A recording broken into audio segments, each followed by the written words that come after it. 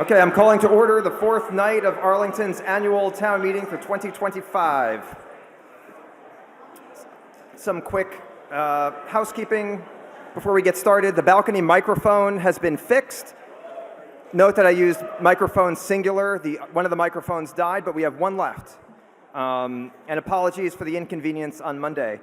Speaking of microphones, when using one, please keep your mouth about 6 inches from the microphone for optimal sound quality.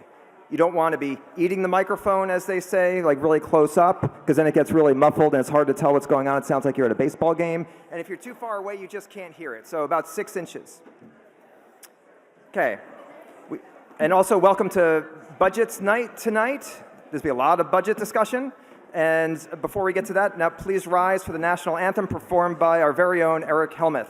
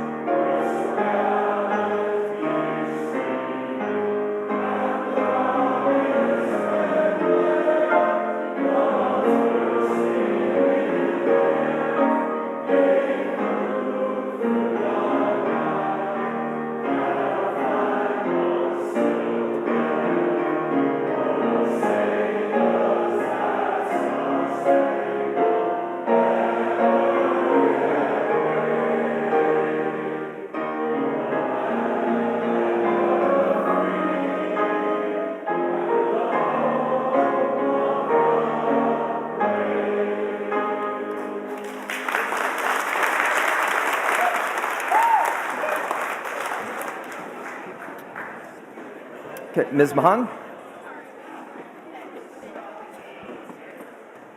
Okay, let's settle down. Let's give Ms. Mahan our attention, please. Thank you, Mr. Moderator. It is moved that if all the business of the meeting is set forth in the warrant for the annual town meeting is not disposed of at this session when the meeting adjourns, it adjourns to Monday, May 12th, 2025 at 8 p.m. Okay, we have a second on a motion, if we don't finish tonight, to reconvene next Monday, May 12th at 8 p.m. All those in favor say yes. Yes. All those opposed say no. It is unanimous. We'll now bring up the test question.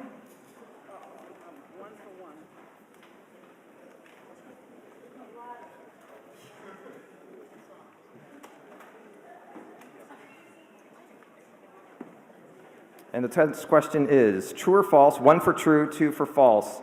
The Star-Spangled Banner was officially adopted as the national anthem before this town was renamed to Arlington.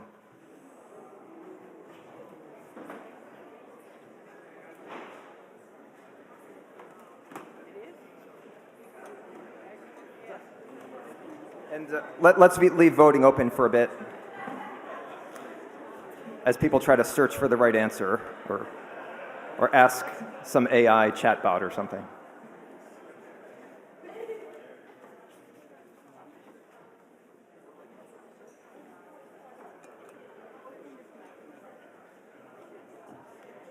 Okay, let's close voting now. And the motion fails, 7592. We'll go through the screens now. That is the correct answer. The town was renamed to Arlington in 1867, shortly after the end of the Civil War, named after Arlington National Cemetery, of course, where the soldiers were buried.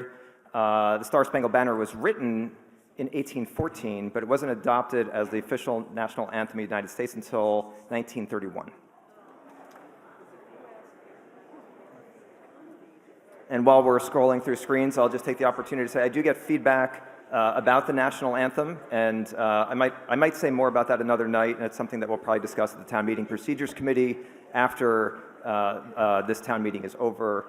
This has come up for a couple years. Like, some folks are very much in favor of continuing the tradition of performing and singing the national anthem each night of town meeting, and others feel that it's a bit redundant and maybe the first night, which is more ceremonial, but then not other nights. And so this is something we'll be looking at, and I appreciate everyone's feedback on that. So, but no imminent changes on that at this point. Okay, we're all done. Good. Okay, any announcements or resolutions for tonight? Yes, Ms. Deschler. Christine Deschler, Chair of the Finance Committee. The Finance Committee's major role is to advise you, town meeting, on all financial issues. We do that primarily through our report. This report has not seen many changes for a long time. And we thought it would be useful to inquire of the ultimate consumer, you, whether this report is satisfying your needs. So on June 4th at the community center next door at 7 o'clock, we're going to have an open forum and invite any and all town meeting members who want to come and give us feedback on our report. And also, it's an opportunity for you to learn how we build the Finance Committee report. So we hope to see you on June 4th. Thank you. Thank you, Ms. Deschler. Any other announcements? Yeah, go ahead. One more thing, we'll be putting a survey. If you can't attend the meeting, we'll have a survey in the back of the room between now and the end of town meeting, so you can fill it out and drop it off, give it to one of us, and we'd, again, glad to hear any ideas or suggestions. Thank you. Thank you. Any other announcements or resolutions tonight? Yes, Mr. Tosti. And then we'll take Mr. Foskett. Al Tosti, Precinct 17. On April 19th, this town celebrated its 250th anniversary. We had a lot of great things going. There's one activity which is continuing, but which ends on May 31st, and that is at the old Schwam Mill, right off Mass Ave and Lowell Street, and it has an exhibit on the second floor all about the 250th, the April 19th, 1775. It tells all about the battle, but more than that, it tells about the village of Onotomy. It tells about how Foot of the Rock came to be named. It tells about the people, the economy. It is a great exhibition. I wish we could find a good place for it permanently. The Schwam Mill is open on Tuesdays and Saturdays from 10 to 4. I urge you to see it. I think it would be well worth your while. Thank you. Great, thank you. Mr. Foskett, I believe you had a few slides. Yep, can we bring those slides up? Yep, that looks right.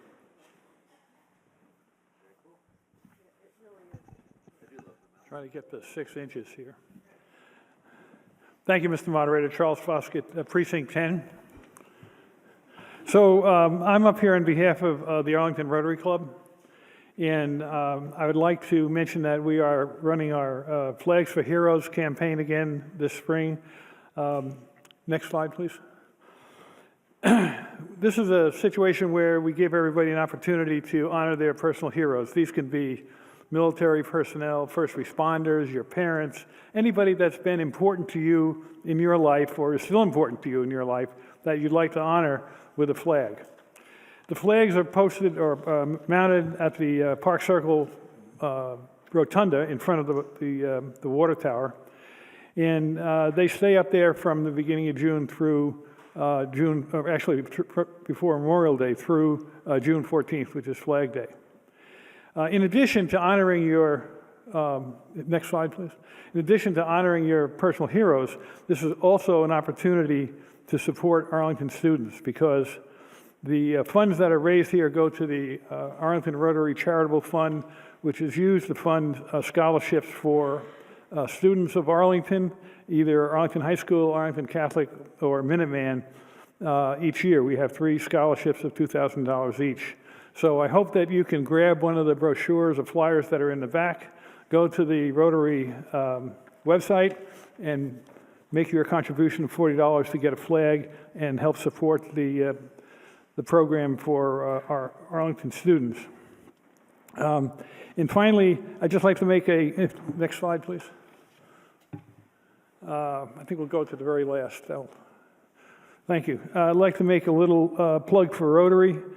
We meet weekly. It's an opportunity to give back to the community, to the state and the country, and to the world at large.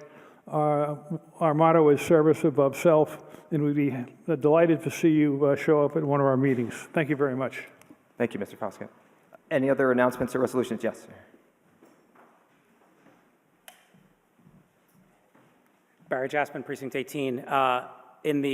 Earlier, in a previous night in the bathroom, the men's bathroom off the lobby, I encountered this umbrella, which looks exactly like mine, down to the missing logo and the loose ring, and so I thought it was mine, and so I took it. But it turns out it was not mine. If this is your umbrella, please come find me, or I will put it back in the bathroom where I found it. Thank you, sir. Thank you. So if you're missing an umbrella or you placed a replicator in the lobby, please follow up on that. Any other announcements for Mr. Diggins? Thank you. Leonard Diggins, Town Meeting Member, Precinct 3, Select Board Vice Chair. And I'd just like to announce that on last Saturday, the Rhodes Scholar, that is ROADS, won the fire truck pull competition. It's a competition that's put on by the town to raise cancer on behalf of the American Cancer Society. And the history of it is that in 2017, the deputy fire chief, who had just retired, died of cancer. And so Robert Jefferson decided to help do a fundraiser through the ACS, and so every year it takes place, and this year we won. The Rhodes Scholars won, one of 3 teams that was pulling, and in the end it was a tie. 10.35 seconds, and there was a little bit of shenanigans. The other finalists, their team grew by maybe like 50% in that last heat, but nonetheless, because we did so well in the previous heats, the tiebreaker was given to us. But I'm here really to say that I was really impressed by the town, and the work that it did on behalf of that organization, especially the staff. It was primarily staff that was there. The Rhodes Scholars was composed primarily of staff of the DPW, the Department of Public Works, and also some of us, such as the town manager and town council, who could have pulled the truck by themselves and won, just so you know, and also the planning director, Claire Ricker, and a member of the select board staff, Britton Mallard, and the deputy, Mike Rademacher, the director of DPW, and the chief engineer. I am blanking. Bill. Thank you. And countless others.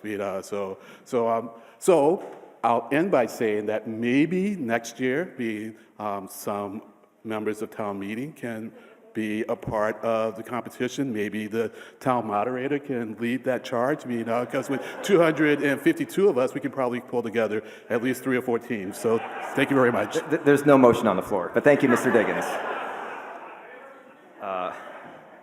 Yeah, another announcement. Hi there, Arthur Prokosh, Precinct 4. I'm also speaking to you as a member of the Arlington Comprehensive Plan Update Committee. I want to make sure everybody's aware of the comprehensive plan effort and invite everybody to participate and spread the word. One of our goals this year, when we're updating since the last one, which was the master plan of 2015, is to get input from the entire town, including folks who are not regulars. Many of this room are probably regulars at giving public input. We welcome yours, but we also request that you spread the word. So we have some flyers out on the outside table, not the one in here. These have a QR code and a URL. We have a survey that is currently open and will be closing in about a week. We're looking for information right now about broad-scale visions to inform what the vision for the master plan is going to be for the comprehensive plan. And that's in some ways going to be the most crucial point of input, but there's also going to be layers of input beyond this. Please keep an eye out over the coming months. The plan will serve as a guide for land use and development decisions, housing, economic development, parks and open space, transportation, also climate change, and other cross-cutting issues. So this comprehensive plan will guide Arlington's decisions and direction for the next 10 years or so in many areas, especially the built environment. So I think that's about what I wanted to say. Please, like I said, look on the Arlington homepage for Arlington Comprehensive Plan or for this flyer in the back. Thanks very much. Great, thank you. And also, I just wanted to make a brief announcement. I should have mentioned this earlier in my opening remarks. There is it is also a snack night tonight at town meeting, budgets and snacks. And so if you didn't grab something before the meeting, they'll be there through the break. Any other announcements or resolutions? I believe it was, maybe someone can correct me on this, I believe it's the Arlington High School girls tennis team, is that right? I think, yeah.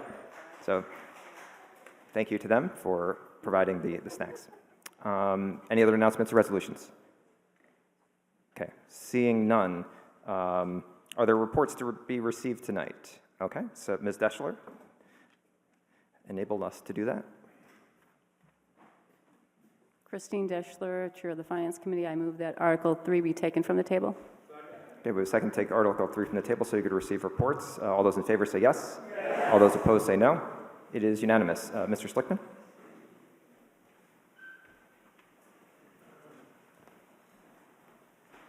Paul Schlickman, Precinct 9, a member of the Arlington School Committee, move that the report of the school committee and the fiscal 26 budget be received. Okay, we have a motion and a second to receive the report from the school committee. All those in favor say yes. All those opposed say no. It is unanimous. Thank you. Thank you. Any other reports to be received? Yes. Ms. Gruber. Rebecca Gruber, Town Meeting Member, Precinct 10, and also member of the Library Board of Trustees.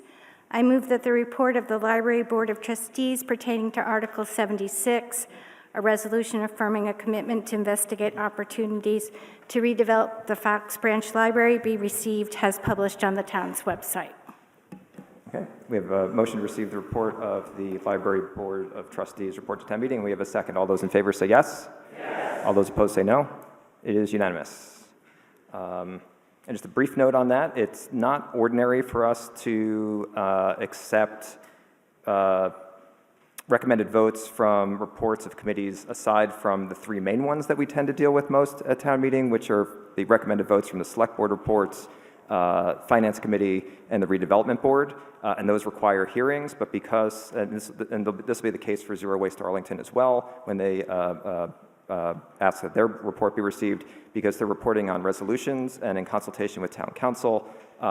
Those do not require, because they're not, the actions taken by town meeting are non-binding under a resolution article, and so they don't require a public hearing like other articles would. So in case anyone was wondering. Okay, any other reports of committees? Seeing none. Ms. Deschler? Christine Deschler, Chair of the Finance Committee. I move that Article 3 be laid upon the table. Okay, we have a motion to lay Article 3 upon the table and a second. All those in favor say yes. All those opposed say no. It is unanimous. Article 3 is back on the table. Point of order? Yeah.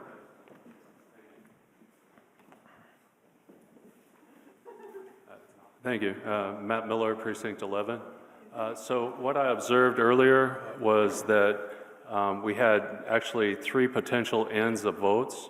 One end of vote could be the clock, one end of vote could be the green light, and one end of vote could be the moderator saying it's over.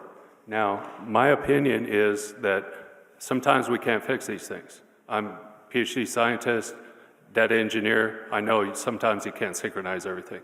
But if we could synchronize this better so that we would have an ending that's very clear, then people can anticipate when the last chance to vote is. And it's just a comment. I know that it's not going to get solved tonight, but if we could just investigate how we could improve it, I think it's a good move. Understood. I'll take that into consideration going forward. With the current system we use, there are technical limitations, but something that we'll look into. Thank you. So we're going to now lay some articles on the table so we can take up the town budget and the capital budget tonight. Ms. Deschler? So we can skip ahead to Article 49. Christine Deschler, Chair of the Finance Committee. I move that Articles 7 and undisposed articles from 26 to 48 be laid upon the table. Okay, we have a motion and a second to move that Article 7 and the undisposed articles from 26 to 29 be laid upon the table, which would take us to Article 49, which is the town budget. Yeah, point of order, yeah, Mr. Wagner?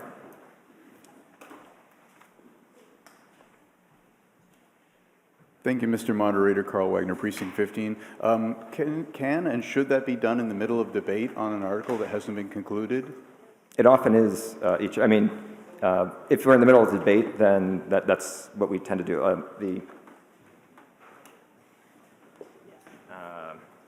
Let's see, does it say it here in town meeting time? Well, it doesn't specify it here, but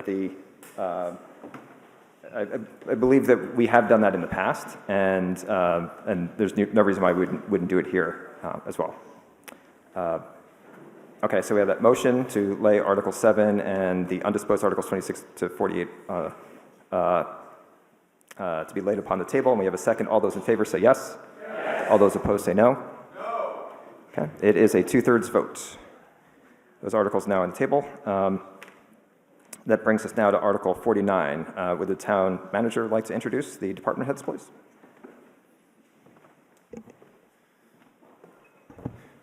Thank you, Mr. Moderator. Good evening, town meeting. It's my pleasure to introduce the town's department heads. Folks, when I call your name, just stand up and wave briefly.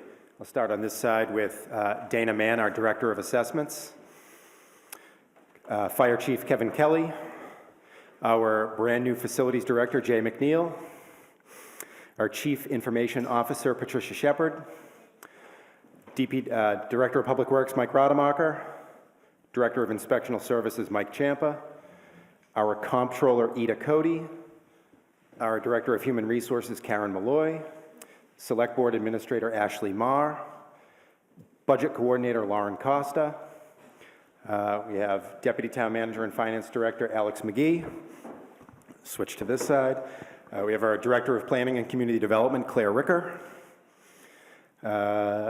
Director of Health and Human Services, Colleen Legere. Director of Libraries, Anna Litton. Treasurer, Julie Wayman. Police Chief, Julie Flaherty.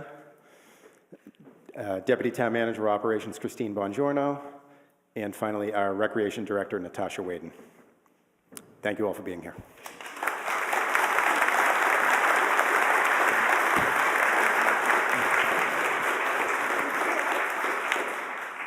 And I forgot Town Council Mike Cunningham, who we've heard from, as well as there's one more. And Deputy Town Council Workers' Compensation Agent Jacqueline Munson.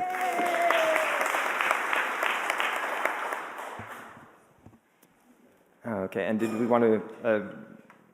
Okay, and we'd now invite the Superintendent of Schools up to Dr. Homan to offer a presentation on the Arlington Public Schools budget.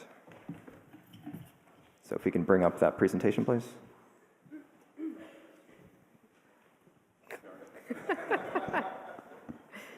This is where I learn exactly how short I am. Okay, are we ready? Thank you, Town Moderator, and good evening, Town Meeting members. My name is Liz Homan, and I serve Arlington as the very proud Superintendent of Schools. I want to begin by thanking the Arlington School Committee for their support in the development of this year's FY26 budget, as well as our Assistant Superintendent of Finance and Operations, Fran Gorski, who has joined me tonight for his first experience with town meeting. I'm presenting the school department budget on the school committee's behalf for your consideration tonight. Next slide, please. Our strategic vision and priorities guide our budget development efforts every year, and this year's priorities are as follows. We are focused this upcoming school year on supporting increasing secondary enrollments and programming expansions that go along with the new wings of Arlington High School. We are focused on supporting competitive compensation agreed to in bargaining. We're currently bargaining with 6 units. We bargained with the teachers last school year. And we're planning for ensuring that all of our learning spaces are flexible and inclusive from an operational standpoint and making operational improvements and maintaining existing staffing to support students who require additional services. And finally, for the first time since 2003, we are pleased in FY26 to provide every school with a full-time licensed librarian, which has been the goal of the school department since those services were cut 22 years ago. I agree. And one of my challenges is I can't see the clock, which is not good. So I'll try to keep an eye on it. 5.5 minutes left. So one of the many factors we have to consider, next slide please, thank you, when developing the budget is student enrollment. Enrollment is a major pillar of the long-range plan formula that determines the town's appropriation to the school department. This slide shows Arlington Public Schools' actual enrollment from FY18 to the present and our projected enrollments in the years to come. It's worth noting that APS has made up for the pandemic enrollment dip to close the gap with an historical projection we've been using for many years and that was provided nearly 10 years ago. And we've seen some pretty significant increased enrollments as we headed into FY25 that's driving an increase for FY26. Next slide. This graph demonstrates the tip we've seen in elementary versus secondary enrollments and updates something that I showed you last year. The FY25 budget corrected for the shift in enrollments with an elimination of elementary sections, and FY26 holds those sections steady to ensure balanced school level enrollments. We need to make sure that the classes are balanced, but also that the schools are balanced, and we have seen some tipping of the balancing in different parts of town recently. Meanwhile, elementary enrollments have stabilized in 2022, are slightly decreasing, and secondary enrollments have only been and still are steadily increasing. This is important to note because licensure requirements require us to hire different staff for the secondary level than we do for the elementary level. Next slide. We know that some of the enrollment bounce back is a credit to the work of the school system and the commitments of the community to support our public schools. Our community has demonstrated trust in the public schools in recent years by sending an increasing percentage of students to us. Over the past 5 years, the percentage of Arlington families of school-age children who send their students to the Arlington Public Schools has increased from almost 85% to over 90%, with the percentage of families choosing alternatives decreasing from 15% to under 10%. Our numbers in this chart include preschool and out-of-district placements that the district is responsible for supporting as APS students. We've seen particularly significant increases in enrollment at the transition grades, with many families choosing Arlington High School following the community's investment in that new building and its expanded programming options, which is great news. Next slide. I'm further pleased to report that families' faith in our schools is not misplaced. Each year, the state rates schools' results on various measures, and in our 2024 accountability rating, we earned the highest possible designation for a district of meeting or exceeding targets. The state accountability system measures our progress towards targets for all students, and this rating is an indicator of academic success in the right direction for APS. As a note, the large green rectangle indicates where districts want to land on this spectrum, and being as far to the left as possible is a good thing. Next slide. The APS budget has increased year over year to accommodate the needs of the school department. This slide demonstrates that the bulk of funding comes from the town's support to our schools through the town allocation, which includes the appropriation of Chapter 70 state aid to the community. Funding sources outside of the town's allocation include special revenue, federal grants and state grants, circuit breaker reimbursements for out-of-district tuition, and competitive grants. Next slide. This table shows our projected expenses by budget transfer category. Those categories are set by the school committee to ensure that changes are made to our budget plan. They get reviewed and approved by the school committee. There are two things to highlight here. One, that we make significant investments in special education resources in the FY26 budget with a 10% increase. That increase is mostly to fund additional positions that reduce caseload and allow students to receive support, which is aligned with our contract agreements with the teachers union. You might also notice a significant reduction in curriculum and instruction. I want to reassure you that's not an actual reduction. It's a data correction and reallocation that allocates staffing to each school, allows us to more effectively share data that shows where the resources are being allocated in the budget. We're grateful for the commitments that Arlington made in the 2023 override that enabled us to reach the Town Manager 12 average for salaries across bargaining units. It's a combination of that commitment and increasing enrollments that drive an increase to the school department budget in FY26 of $7,109,424. Next slide. You have about 1.5 minutes. Great, thank you. We've received questions from Finance Committee and the community about the potential implications of a loss of federal funding, so I wanted to quickly share that the district receives $2.1 million in federal grants. That goes mostly towards funding staffing and programming for low-income and special education students. These funds are provided to the district as they are spent and dispersed as reimbursements by the state. So we'll be doing some financial scenario planning very soon to ensure that we have a plan in case federal funding were to be frozen, and we've received a grant to facilitate and resource that planning effort.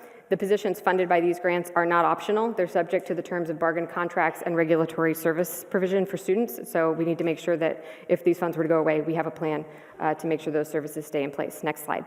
Just about 1 minute. And this final slide is a high-level summary of proposed changes to the FY26 school budget. Notable on the slide is $412,000 set aside for out-of-district tuition and transportation. We do everything we can to mitigate these costs by improving instruction and programming to be more inclusive and keep students in district, because the increase of these costs continues to inflate at an unsustainable rate for all the public school districts in the state.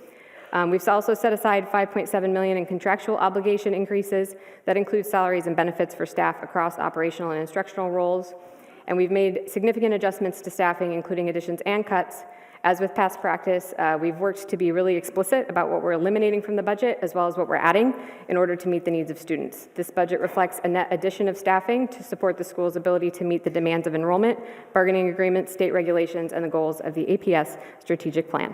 It's my daily joy to lead our students' growth and learning in Arlington, and I'm grateful to all of you and the Arlington community for its ongoing support and dedication and for providing an excellent education for all of our students. Thank you very much. Great. Thank you.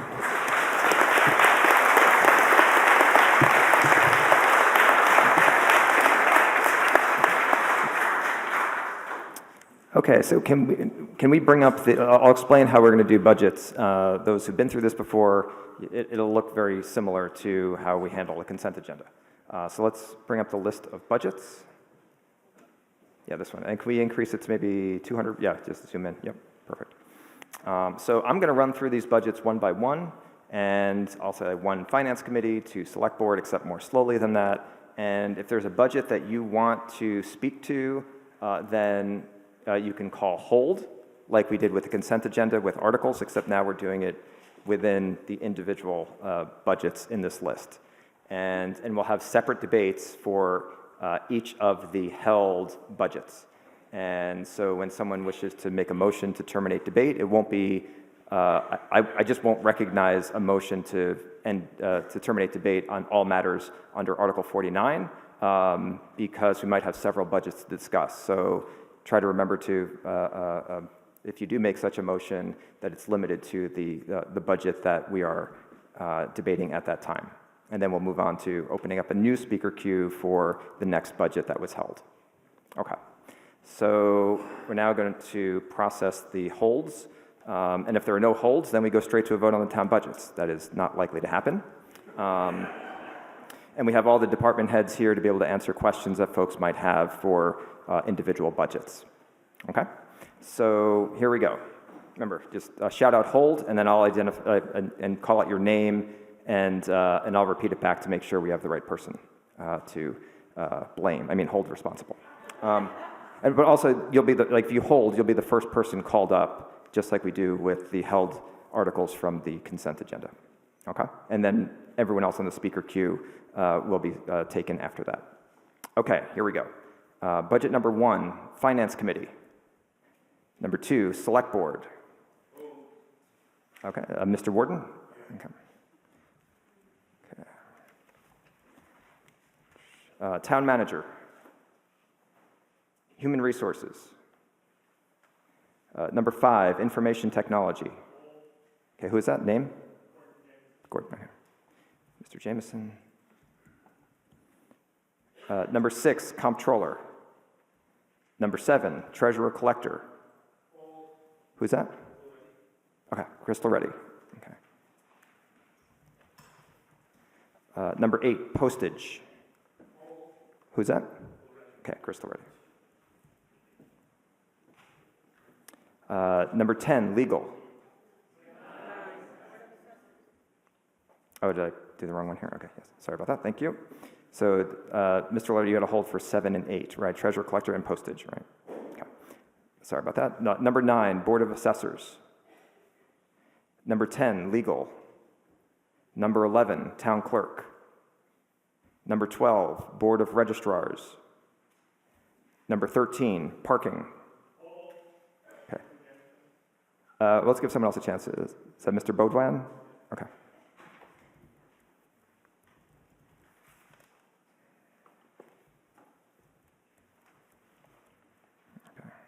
Okay, number 14, Planning and Community Development. Mr. Jameson is holding Planning and Community Development. Okay.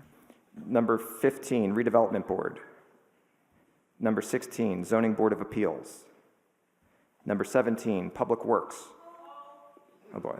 Okay, first person to stand. Who can stand? Okay. Kristen Anderson is holding Public Works. Thank you. Number 18, Facilities. Number 19, Police Services. Okay, who's holding? Ezra Fisher, okay. Is holding Police Services budget. Number 20, Fire Services. Number 21, Inspections. Number 22, Education. Okay, can someone stand up and call their name? Okay, Ms. Malofchek is holding the Education budget. Yeah. Number 23, Libraries. Number 24, Health and Human Services. Number 25, Retirement. Who's that? Okay. You don't get a discount if you get a bunch of them. Number 26, Insurance. Okay. Gordon Jameson for holding the insurance budget. Yeah. Number 27, Reserve Fund. Water and Sewer Enterprise Fund. Recreation Enterprise Fund. Who is that? Okay. Beth Ann Friedman is holding the Ed Burns Arena Enterprise Fund? Oh, sorry, I already went down. Okay.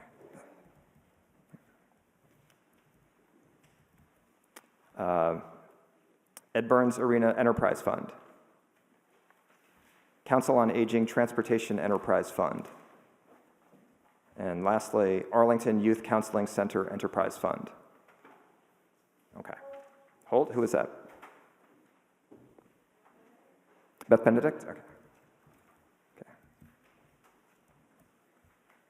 Okay. Okay, so the first held budget was for the Select Board. So does the, let's see, and that was Mr. Warden. So let's, while Mr. Warden's coming up, let's show the speaker queue. And let's clear it. And as soon as it's cleared, you can then buzz in.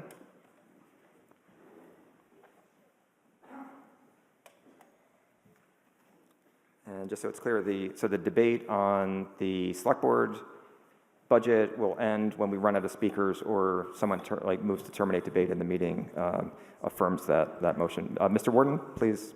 Thank you. You have the floor. Thank you, Mr. Moderator. John Warden, Precinct 8. A couple months ago, I was walking down Mass Avenue and I noticed a big crane in front of the town hall. And as I watched, in some horror, the crane picked up the elaborate tower that graces the front top of this building and swung around and dropped it on the ground into a large number of pieces. And I didn't know who else to ask about this, so I figured the people who are chief administrators should be able to tell us. I mean, the Robbins sisters gave us the town hall with its elaborate clock tower, along with the library and their own house. So I wonder, I know that it was perhaps I wonder, is it going to be replaced? And if not, why not and when? Let's see. Mr. Feeney, is this part of the Select Board budget? I don't know if it's in their budget, but I figure they're in charge, so they should. Sure, the crane didn't come out without their permission. Well, let me ask you this, Mr. Feeney, which budget or would be handling the replacement of the spire or tower that was on the top of Town Hall? Technically, the replacement of the spire does not fall in any of the fiscal year 26 budgets we're speaking about this evening. Okay. Okay, then questions about that I'd have to say are out of scope for the Select Board budget. Well, which budget is it then? So there's none of the budgets for FY26, is that correct, Mr. Feeney? Yeah. I'm sorry, I'm still confused. Are they going to replace the tower next? Yeah, if you can answer the question briefly. And how will that be funded, since it's some question about if it's not from these budgets, where does that come from? Sure. Jim Feeney, Town Manager. I will note that we have saved a number of pieces of the clock tower. They've been carefully cataloged. They're stored in the basement so that they can serve as a basis for replication in the future. We also conducted 2 rounds of 3D laser scanning of the clock tower in place so we understand exactly its dimensions and what it looked like, so that in the future we will be able to reconstruct it, hopefully through the help of the Community Preservation Act Committee in conjunction with the Capital Planning Committee, as part of a much larger envelope project around the entirety of Town Hall. Well, thank you, sir. I'm glad to hear that. I mean, the town, this gracious building looks a little, well, naked without its towers, so I hope it soon comes back. Thank you. Thank you. Okay, seeing no more speakers for the Select Board budget, we'll move on to the information budget. So you can now press and Mr. Jamieson will lead us off, and anyone else who wants to speak to the information technology budget can press 1 to request to speak. Thank you, Mr. Moderator. Gordon Jamieson, Precinct 12. So what I'm going to talk about now is representative of things that could be said about many other budgets, but I'm going to talk about this one, maybe a couple other big ones, and it has to do with the water and sewer offset. So if I look at the overall budget for the IT department, it has increased by 29.5%, and we all heard the other night in part why some of that increase has happened. By contrast, the water and sewer offset has only increased by 14.2%. And this is actually, many years ago, these types of observations was where I first made an impact at town meeting on my first term here, in that to make sure that the water and sewer is paying its full freight in all the different services that it uses from the town employees and services. This is important because if we don't bill the water and sewer and other enterprise funds fully for the services they use, that means the base services for town and schools will have a decrease in the total amount of dollars available. So this is just something for the manager's office and the deputy town manager of finance to consider going forward the next year. Thank you, Mr. Moderator. Great, thank you, Mr. Jamieson.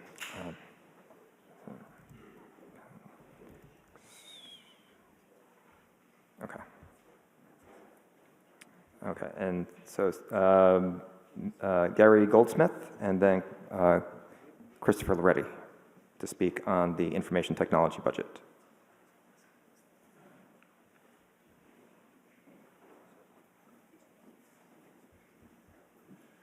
Good evening, and thank you, Mr. Moderator. I had a question. I wanted name and precinct, please. Gary Goldsmith, Precinct 11. I was wondering whether the town GIS service came under the information services budget. Did GIS come, Mr. Feeney? The answer appears to be yes. Ms. Shepard. So I was going to say, it's actually a combination. So IT owns... Name and title, please. Oh, I'm sorry, Patricia Shepard, Chief Information Officer. So IT manages the system, but all services come out of DPW. That is where GIS is now located. I had heard that the system was, that there was a plan to upgrade the system from our current vendor. I was wondering how that was proceeding. So I can speak to the fact that we did swap out the back end. We now use what is standard nationally, Esri. Mike would have to speak to, or DPW would have to speak to when we would actually see that realized, say on the website, et cetera. But IT has done all of the technical work and they are using the system. And then finally, in the newer system, will it be possible to, I guess what I mean is do more individualized town mapping for particular purposes that have not been addressed in the current system? So that is actually why we wanted to upgrade and completely change the platform, but I don't want to speak for what Mike and the GIS manager might have planned, but that capability is absolutely available. So we can get a lot more granular and have a lot better maps. So. Great, thank you very much. I think it's a very valuable services and possibly a bit underused these days, but it's a good way of looking at many different aspects of our town functioning, both on a small scale but also on a large scale. These might include tree locations and density, different zoning issues, certainly precincts, et cetera. So thank you very much. Thank you. Next is Christopher Loretti. And if there's no more speakers after that, we'll move to the next budget. Mr. Loretti. Thank you, Mr. Moderator. Chris Loretti, Precinct 7. If you notice, the personnel budget, or personnel services for this budget has increased over 20%. And that seems largely due to the creation of a new position called Security Manager, which it doesn't seem like we've had in the past. And I'm wondering if someone could explain why that position is needed now when we seem to have survived without it in previous years. Mr. Feeney or Ms. Shepard? Patricia Shepard, Chief Information Officer. Liz isn't the only one learning how short she really is. But actually, so the actual title will be Cyber Security Manager. The idea is right now, cybersecurity is very distributed across many departments, whether we're talking data, obviously for the technical systems, it's IT. The idea was to actually have someone who would create some structure with me and an actual program and policies so that we're constantly evolving and hardening our cybersecurity stance. Obviously, a lot of this is lessons learned from what previously happened in the fall, but that was the goal, was to actually have cybersecurity and not have it distributed so that it becomes, across several people. It will actually be focused in IT, and that person would report directly to me to help create that program. Thank you. Thank you, Mr. Moderator. Okay. Great, thank you. Okay, seeing no more speakers for the information technology budget, we'll move on now to Treasurer Collector, starting with Mr. Loretti. And can we clear the speaker queue? And as soon as it's cleared, folks can press 1 to request to speak. Mr. Loretti, you have the floor. Thank you, Mr. Moderator. Chris Loretti, Precinct 7 again. One of the benefits of keeping the Finance Committee report in a consistent format is it makes it easier to go back and look at past years and look at what the staffing levels were. In this budget, the largest share of the personnel services are the 8 clerks. I went back and looked at the corresponding figure from 2010, and it was 7 clerks. And I'm wondering if anyone can tell me over that 15-year period, how much the increase, how much have town taxpayers increased the use of online payments as opposed to writing checks and requiring the clerks to actually go through the process of crediting them to people's accounts and depositing them.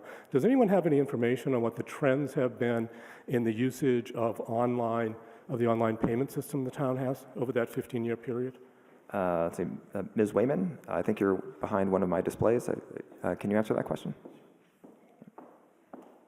Sure. Julie Wayman, Treasurer Collector. So yes, Chris, I understand your point. We have been taking payments online. So I've been the treasurer for about a year and a half, and when I first started in the department, I thought, oh, this is great. We're going to take payments online, make it really easy for people, and it is wonderful, and I hope it's easy for all of you. But what it means for us is it just adds a way that we are taking payments. So it, in fact, has not reduced work. It has actually added work. So I guess the answer is that technology is not helping, it's not reducing staff. Is that fair to I say? hope that it's making your lives easier to take payments on, be able to make payments online, but it's not reducing staff. So it's making no. our lives easier, but making your lives harder. Is that? Yes. Thank you. Thank you, Yes. Mr. Moderator. Great, thank you. Seeing no more speakers for the Treasurer Collector budget, we'll move on to the postage budget. Mr. Loretti, you're up again. And speaker queue is still clear, so if you want to speak to the postage budget, you can press 1 to request to speak. Go ahead. Thank you, Mr. Moderator. Chris Loretti, Precinct 7 for, I think, the last time on the budget. Just one question on this. Does this postage budget include any amount for mailing the materials that town meeting members use in paper versions to them? It seems this year it was not possible to mail out the materials to those who wanted paper copies. Does this budget include that? Let's see, Mr. Feeney, Ms. Marr, or Ms. Mahan, or Ms. Wayman. Julie Wayman, Treasurer Collector.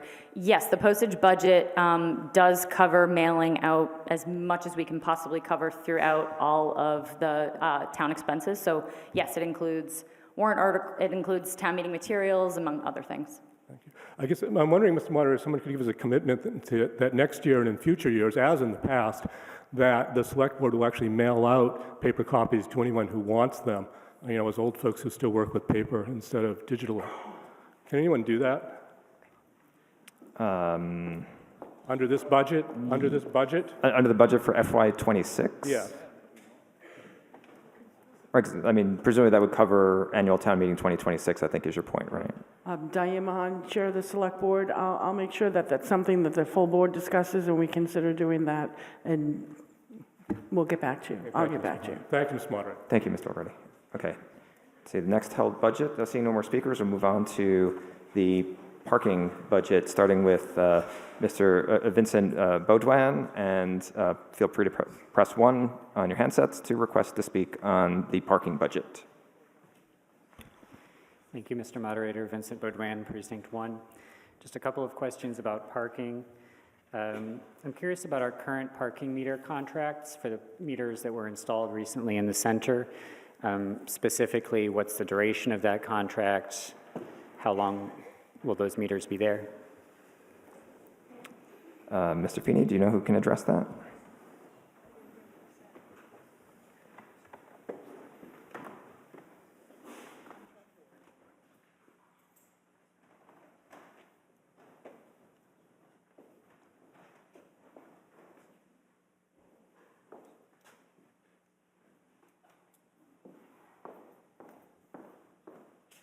Julie Wayman, Treasurer Collector. You were asking about the life of the meters themselves? The contract that we have with the vendor that supplies those meters.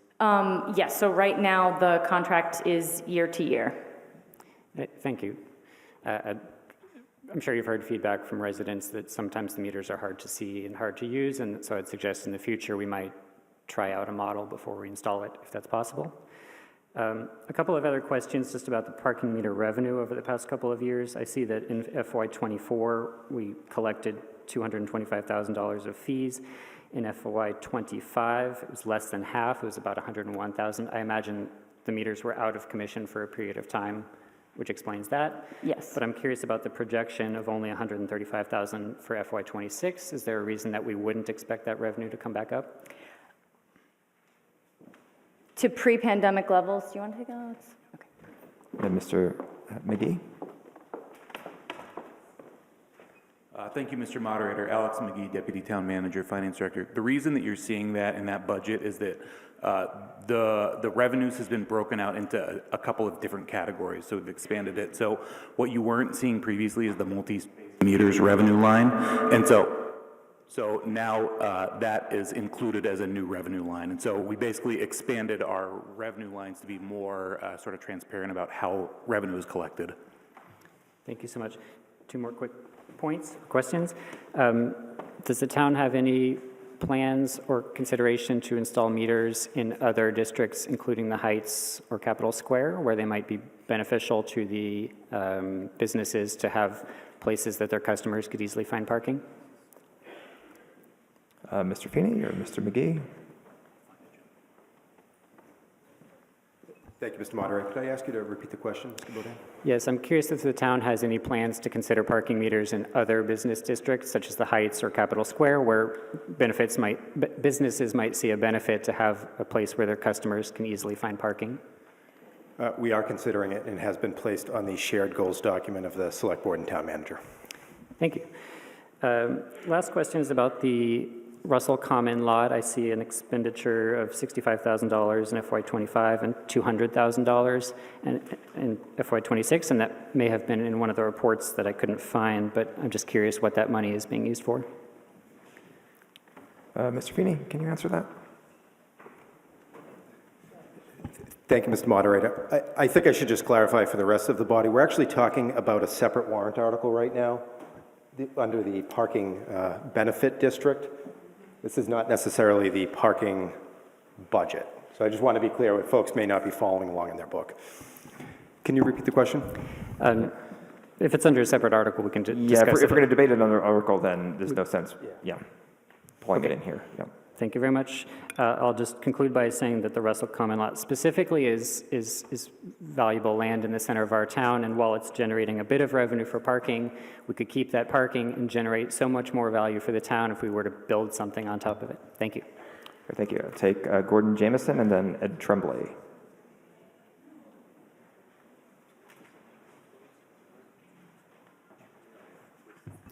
Thank you, Mr. Moderator. Gordon Jameson, Precinct 12. Just a quick question. In the said article, Article 46, the parking benefit district, that lists $12,800 being put as an offset, and this article has $38,300. Is that because there are multiple sources? Could perhaps the Deputy Town Manager for Finance clarify? Is the Deputy, Mr. McGee?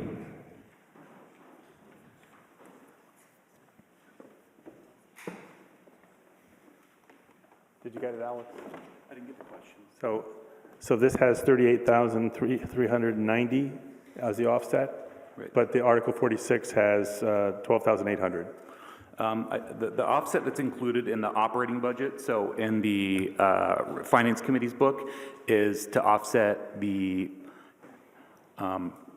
half of the treasurer collectors, is to offset half of 3 of our parking control officers. That's the $38,000 figure. The one that's referenced in the 46, I think maybe we should we'll discuss that. Discuss it when we get to that. Thank you very much. Does that make sense? Okay, thank you. Mr. Tremblay?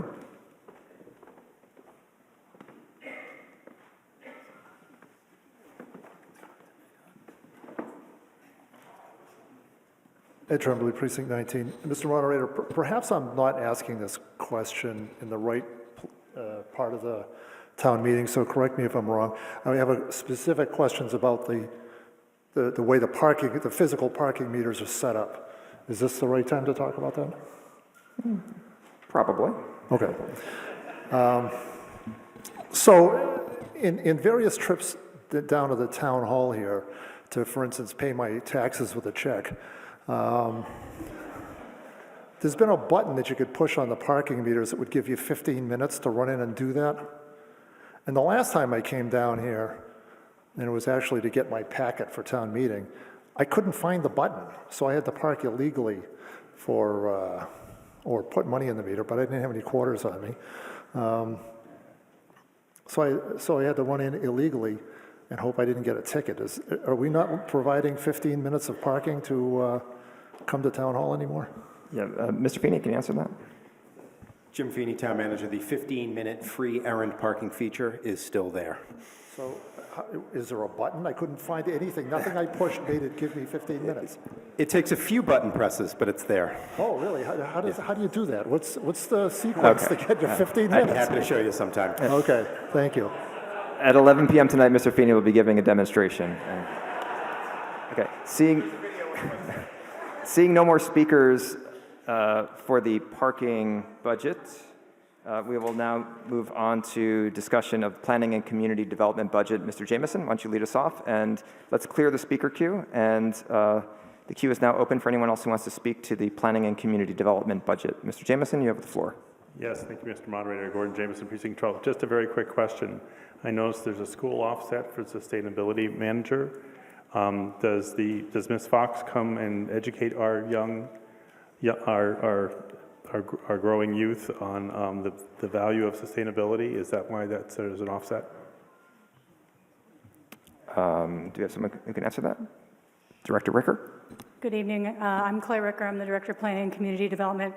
Ms. Fox works in the schools with their facilities department, works on electric school buses, provision of heat pumps, solar, those kinds of improvements, just as she does to the townside facilities. Logical, since it's like the new high school is all electric. Thank you very much. All right, thank you. Seeing no more speakers for this budget, we'll move on to the Public Works budget. So call up Kristen Anderson, and while she's coming up to the podium. Anyone else who wants to speak to the Public Works budget, feel free to press 1 to request to speak on this budget. Ms. Anderson, you have the floor. Thank you. My name is Kristen Anderson, Precinct 11. I was blind carbon copied on an email earlier today from a constituent to the chair of the Select Board, and I was reminded how caring and awesome the chair of the Select Board is, so thank you for that, Chair Mahan. I was asked to request from the DPW manager that a forum is held on the waste transition as Woburn is doing. Is there a question? I'm sorry. I guess I'd like to ask the DPW manager if that's possible. Mr. Rademacher, is it possible to have a forum? Is that, Mr. Feeney will take it, okay. Thank you, Mr. Moderator. Jim Feeney, Town Manager. That is something we are certainly considering. Thank you. Okay, Steve Moore, and then Ed Tremblay.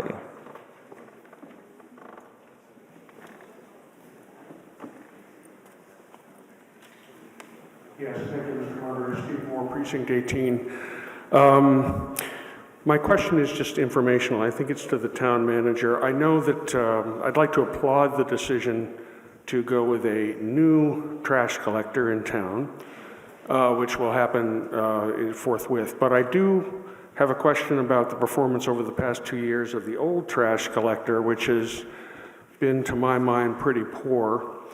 And so I'm glad we've changed, but I would like to ask, the contract with the Republic Company, that I believe was the old trash collector, what was generally the main issue with collection in the past year in particular, but also 2 years, the one before, and also what efforts have been made to recoup the money from their poor performance of the contract? Now, to be clear, this would have been covered under the FY 2025 budget. Republic is not in FY 26. It's not in 26. Right. So do you want to reframe the question within the scope of the FY 26 budget or going forward? Yes, in the choice of the new contractor, Waste Management, we abandoned the old contract, and I know that the decision was made based on probably past performance, cost, those sorts of things. I'm interested in looking at the challenge that the choice of a new contractor was.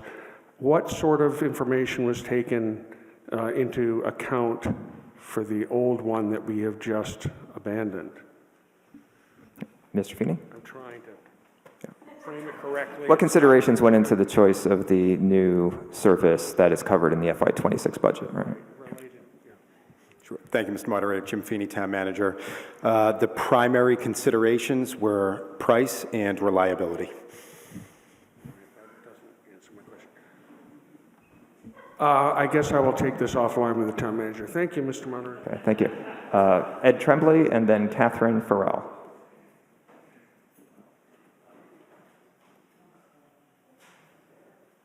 So, Mr. Moderator, Ed Tremblay, Precinct 19. Mr. Moderator, I was curious if there's anybody, any money in the budget in DPW to address traffic lights. We got a lot of traffic lights in town, and a number of them seem to be very poorly timed.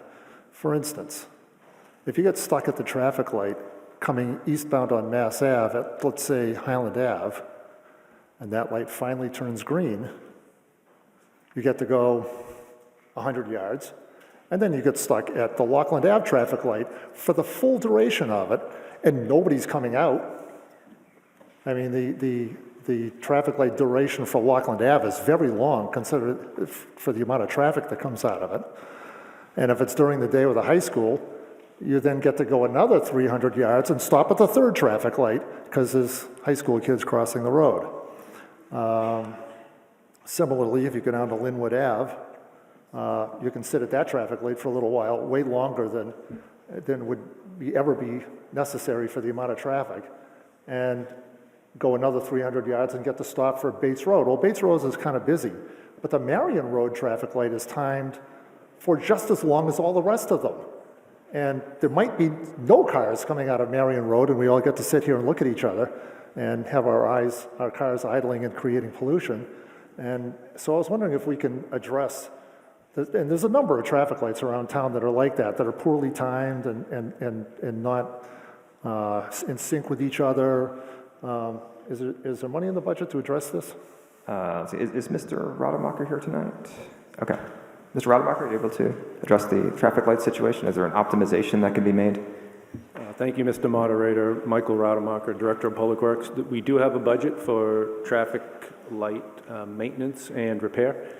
Some signals can be coordinated and some cannot, just based on the technology that exists within our current infrastructure. So if you would care to send me an offline email, I can look at the more closely to the areas you're referring to. But in general, that when they're installed, they're designed to certain criteria for the roadway and traffic studying. Okay. Is this done by messing around with the traffic lights? Is that done by town employees or outside contractors? A little bit of both, depending on the level of messing around that's required. I mean, how about changing just the time, like the green time? Can Arlington employees do that? We would not necessarily change the green time without consulting the traffic study that went into the original timing. Okay. Thank you very much. Thank you. Catherine Farrell, and then Gary Goldsmith. Thank you, Mr. Moderator. I am one of the 3,500... name and precinct, please. Catherine Farrell, Precinct 5. I'm one of the 3,500 residents in Arlington who received a notice last fall that our water service line, town-owned, contained materials that are unknown, which means the water line could contain lead. So I have two questions. What is the status of the replacement program?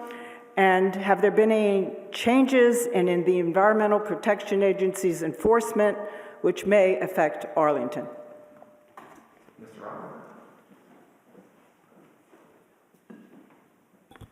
Thank you, Mr. Moderator. Excuse me. Michael Rademacher, Director of Public Works. So yes, just based on the age of the records we have for town, there were a significant number of water service lines that we did not have current information for. And our request by putting those letters out was for residents to reach out to Public Works so that we can schedule an appointment to visit each property and identify the material type. Mine's copper, I'm fine. And I checked my water. My water's fine. But the water line is unknown, and I want to know about the replacement of the Park Street water line. It's unknown what the materials are. I'm sorry, the water lines in the street are not. The town-owned. The town-owned water lines in the street are not lead. It's the service lines of concern from the main to a person's property. But it said that the town-owned line materials are unknown. Yes. So what does that mean? Thank you. So there's a portion of the service line that is under the town's ownership. That is from the main line to the curb, and then from the curb to the house is the property line, the property owner's responsibility. So there are some sections of town-owned that we need to do investigations, and we will be hiring.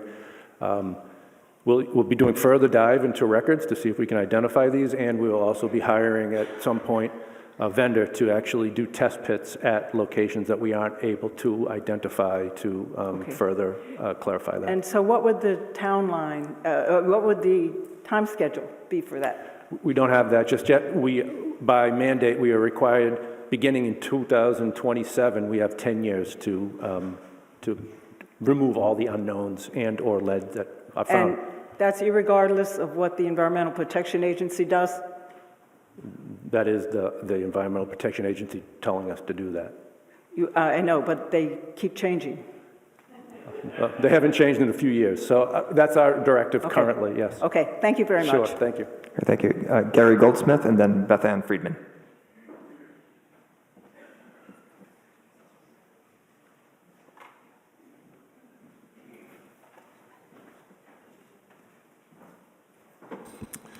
Thank you, Mr. Moderator. Gary Goldsmith, Precinct 11. Not to perseverate about the GIS services, but I think of it as a very powerful and potentially very usable tool, which has been underutilized. We have a GIS manager who has been limited by the challenges and limitations of an older, simpler system, which does not have a lot of flexibility or customization. So my question is going to be about, is there a timetable for the implementation and usage of the new system? I'd give two examples of how this might be used in a creative way by the town. One of them is that there is under consideration at this town meeting an issue about two-family structures on in all zoning areas. In particular, this would affect R1 and R0. So a useful GIS system would allow people to look to understand where are these areas, what are the lot sizes in these areas, what's the tree coverage in these areas, what tree coverage is likely to be changed or decreased by expanded development.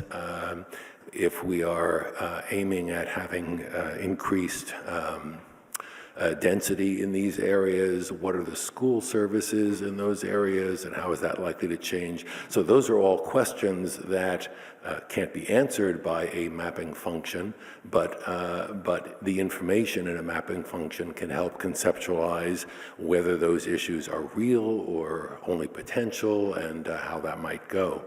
A second application that's an issue, for instance, is the Adopt a Tree program. The town plants 150 trees in the spring, another 150 in the fall. The primary issue and challenge for those trees is watering, and we are able to supplement the work of the Public Works Department by the Adopt a Tree program. And that means that people can adopt a tree in front of their house or near their house or where they work. A business in particular can adopt a tree. Nice tree coverage in front of your store, your business is a real asset.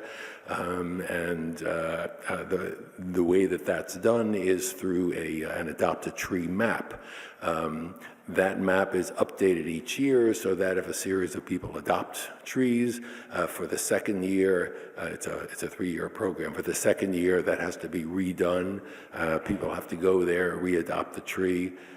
The previous system is not that easy to use. It's not that user-friendly, and apparently that map is not up for this year. We spend a fair amount of money as a town planting trees and maintaining them, and the assistance of town residents in maintaining these trees contributes to the financial well-being of the town and the protection from heat and stuff. So my question is, I guess my two questions are, can we get the Adopt a Tree map up? But more generally, do we have a timetable for implementation of the new system? Okay. Mr. Rademacher, do you have an answer to that? Thank you. Michael Rademacher, Director of Public Works. The GIS director has her hands full right now transitioning from the old system to new and bringing over assets and incorporating them into the new GIS platform. But your point is well taken, and we do expect and are excited to expand our capabilities. Once we do kind of get to a place where we can move forward, we'll have to prioritize these efforts as her time is often stretched through different departments for various needs, but I think you'll see improvements in the near future. I would imagine that most town employees' time is stretched. There are many challenges, and we very much appreciate the work done by the various parts of the Public Works Department. Do we think that's likely to be sooner, later? We have no idea yet.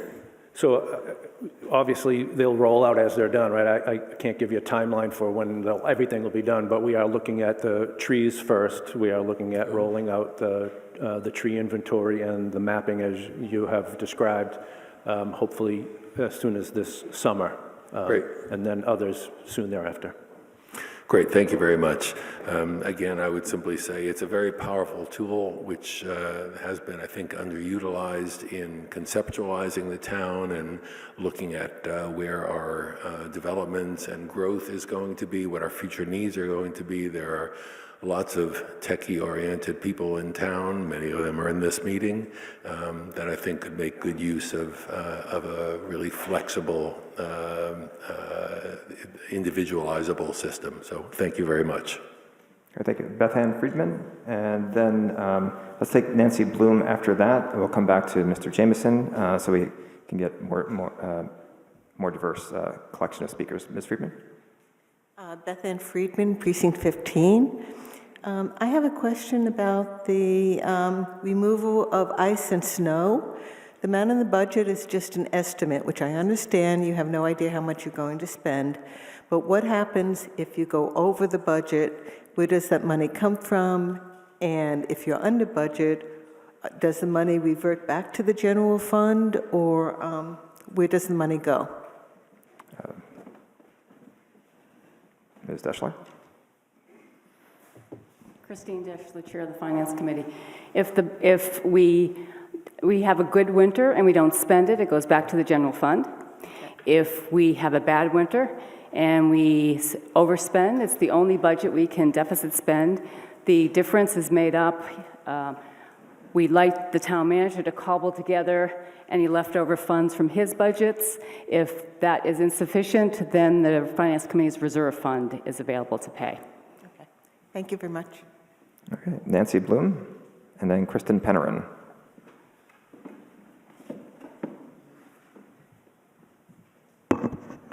Nancy Bloom, Precinct 18. I had a simple question about the DPW budget. The personnel expenses are nearly 30% higher. I was just wondering why. Mr. McGee?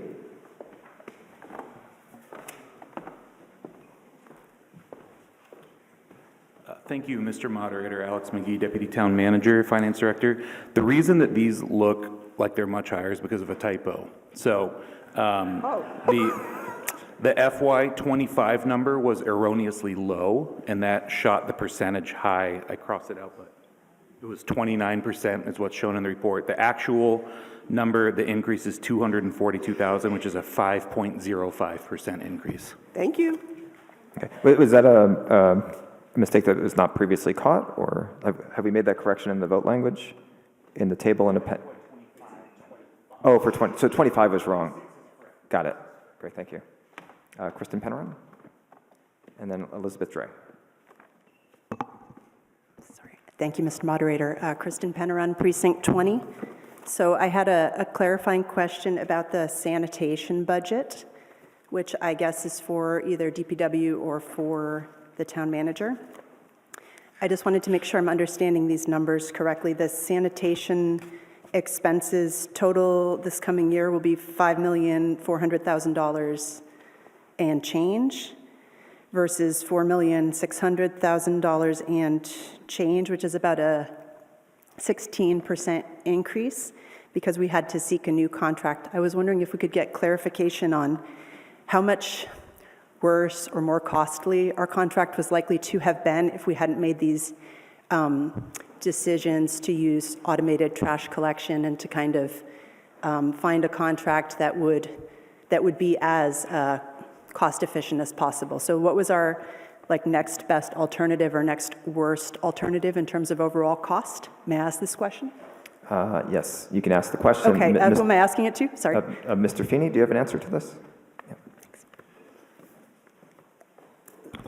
Thank you, Mr. Moderator. Jim Feeney, Town Manager. Were we to have stayed with the existing system, as it were, for the upcoming fiscal year, it would have been on the order of magnitude of millions of dollars more than what we will be paying. Okay, so we're at $5.5 million now, or we'll be starting out in FY26. So it could have been $6.5 million and upwards from there. Yeah, probably at least $7 million. Okay, thank you very much. So I know there's been a lot of discussion about the issues with the trash bins, automation, narrow streets, hills, all of that. But I'm, very optimistic about automation, and I appreciate the town's efforts to have gotten us a stable and reliable provider of sanitation services. So thanks for answering. Thank you. Next, Paul Schlickman, and then Daniel Jalkut. Paul Schlickman, Precinct 9, motion to terminate debate under this article, under this budget. Okay. Do we have a second? Okay, we have a motion to terminate debate on the Public Works budget and a second. All those in favor of terminating debate on this budget say yes. Yes. All those opposed say no. No. Debate is continuing. The motion fails. Let's see. Daniel Jalkut. Okay. How does this? Let's circle back now to Mr. Jameson.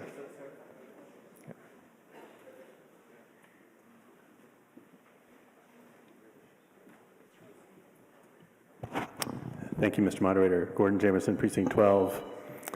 So in Section A, I noticed that the recycling fund offset has been $35,000, and if you go back in numbers, it's been $35,000 for as long as I can remember. My question is, what is the fund balance? What is the source of funds? And if it's sufficient, could we use that to fully pay for the recycling coordinator, the waste diversion and curbside enforcement position, as well as the food scrap program? Let's see. Mr. McGee, do you have an answer to that?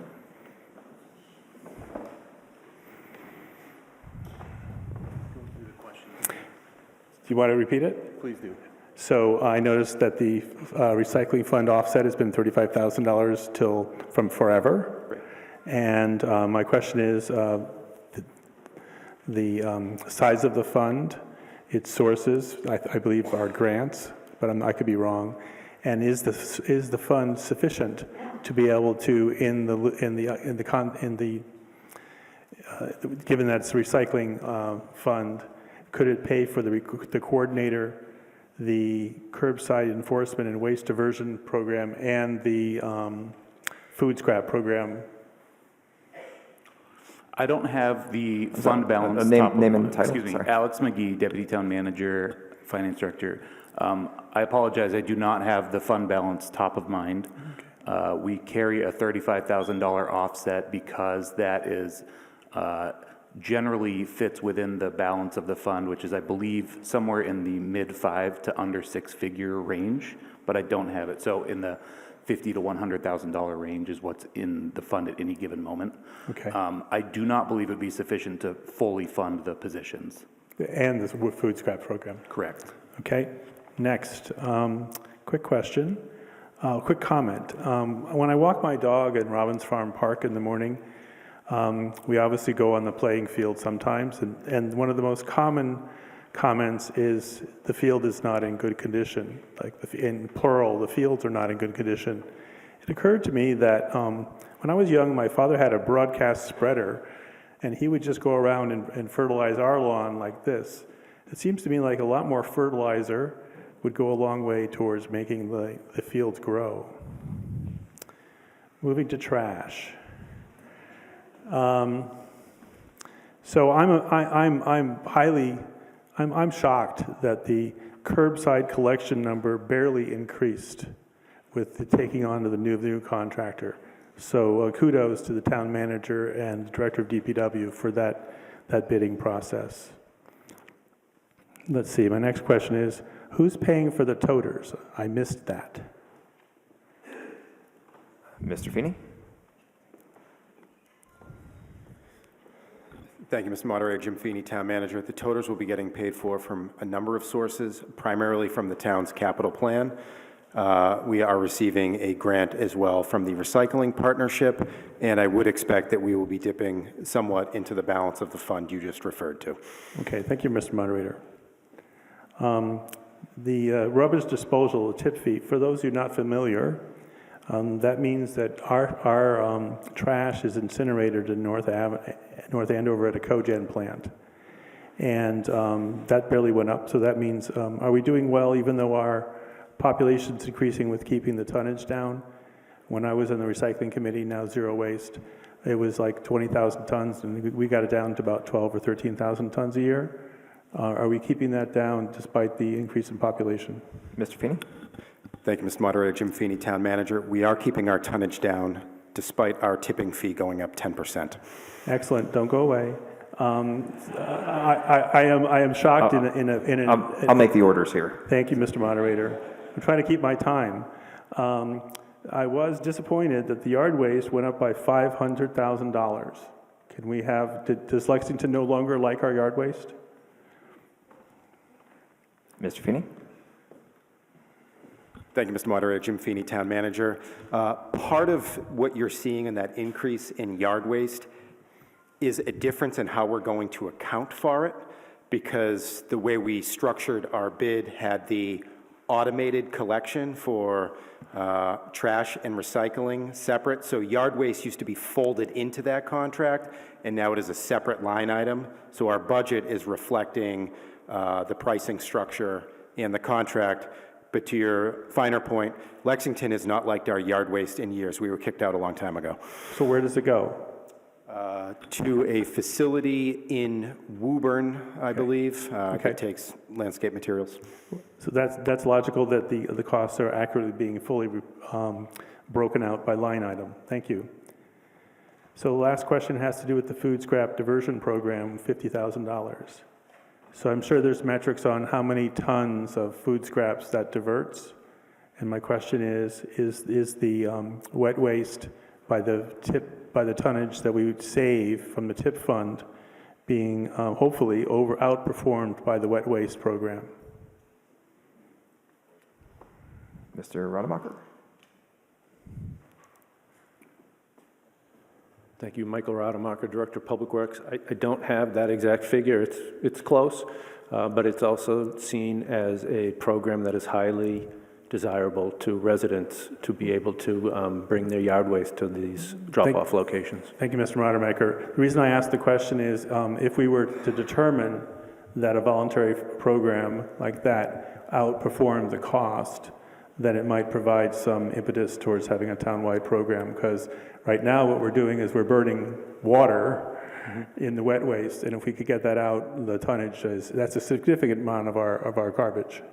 As part of this process for selecting a new vendor, we did closely evaluate options for a curbside collection, and the numbers aren't there right now. It does not offset the cost of the waste, the solid waste. So it is not cheaper just yet to collect curbside. Maybe, hopefully we'll get there someday. Someday, yes. Thank you, Mr. Moderator. Bye-bye. Thank you, Mr. Moderator. Great, thank you. So it's almost 9:30, so let's take a break for 10 minutes, and then we'll come back with, where were we? Susan Stamps and then John Warden. So 10 minutes sharp. Snacks on this side.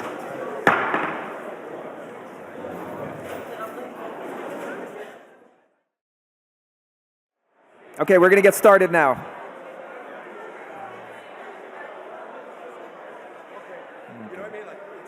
Okay, so we're going to take Susan Stamps and then John Warden. Everyone, let's settle down, sit down.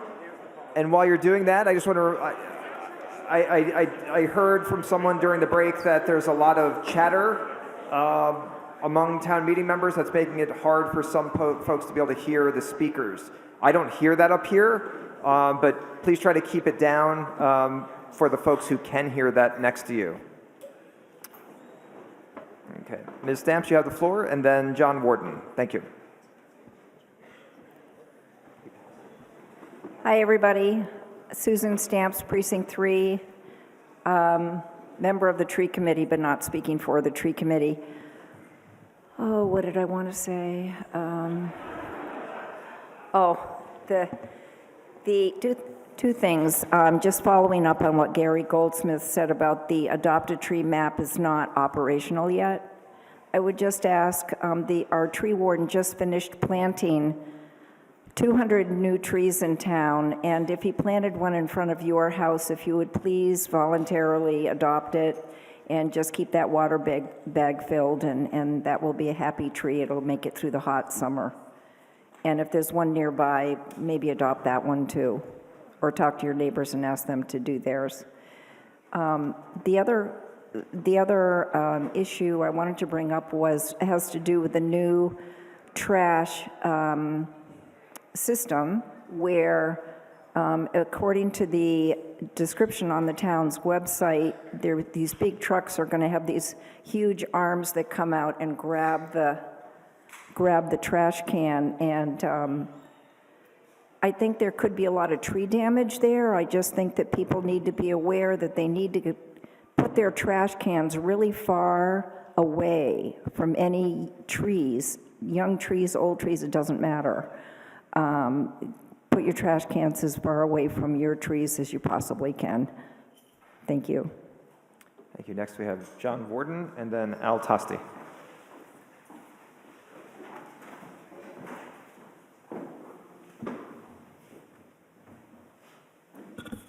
Thank you, Mr. Moderator. John Worden, Precinct 8. I've got three questions about this all dealing with the trash issue. I understand, and all I know about this, what my wife tells me is on the Arlington list, so I may have it, I'm sure she's right, but I understand that the town is going to give each house or each household maybe 2 trash cans, and they have a choice of sizes. And I don't have any idea how many gallons my trash cans hold. And those can be pretty expensive. Is the town paying for those, or is the new trash company going to pay for those? Mr. Feeney, can you answer that? I believe it's 65 gallons is the default. Thank you, Mr. Moderator. Jim Feeney, Town Manager.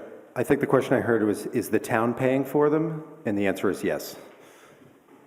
So those things are pretty pricey, aren't they? I mean, I suppose you're getting a volume discount, but it's several thousand trash cans. The last one I bought at Shattuck's cost me $70. While we do get a volume discount, they will be significantly pricey. I would estimate upwards of even over $1.5 million will be spent on trash receptacles. Okay. Next question is, what about the collection of leaves and sticks and yard trimmings and so on? They don't go in these trash cans, obviously.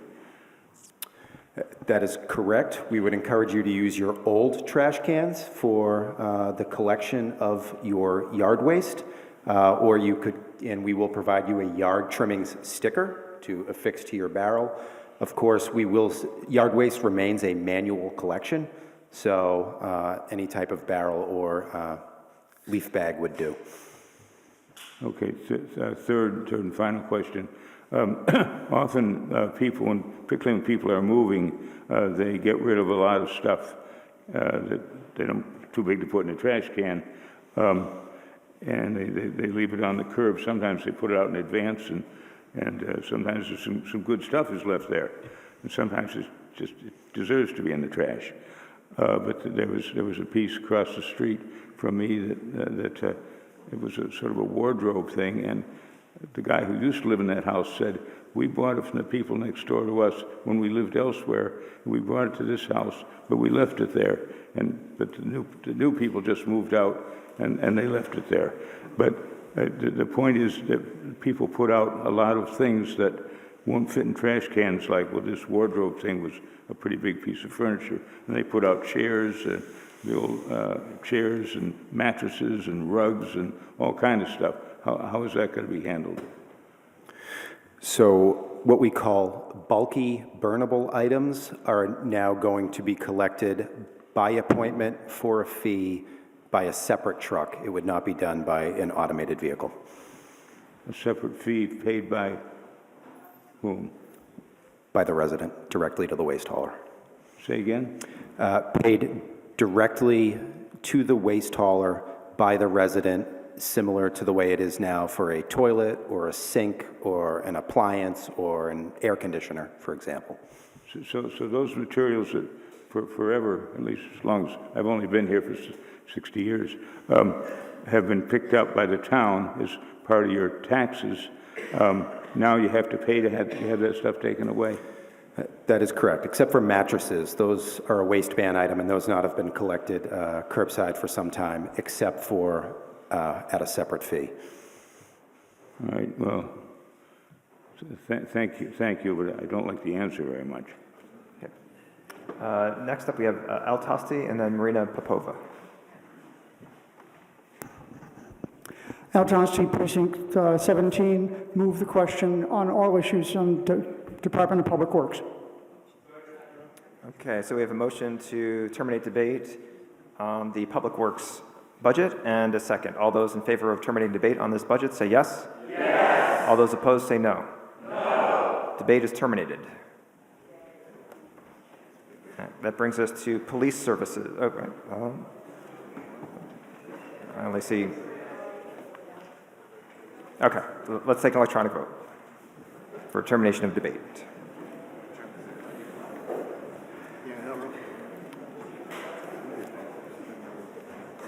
So once we have a vote screen up,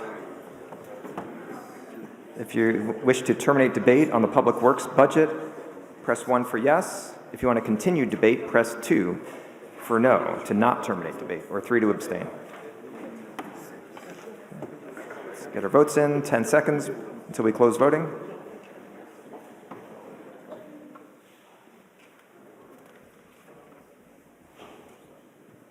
Okay, let's close voting now.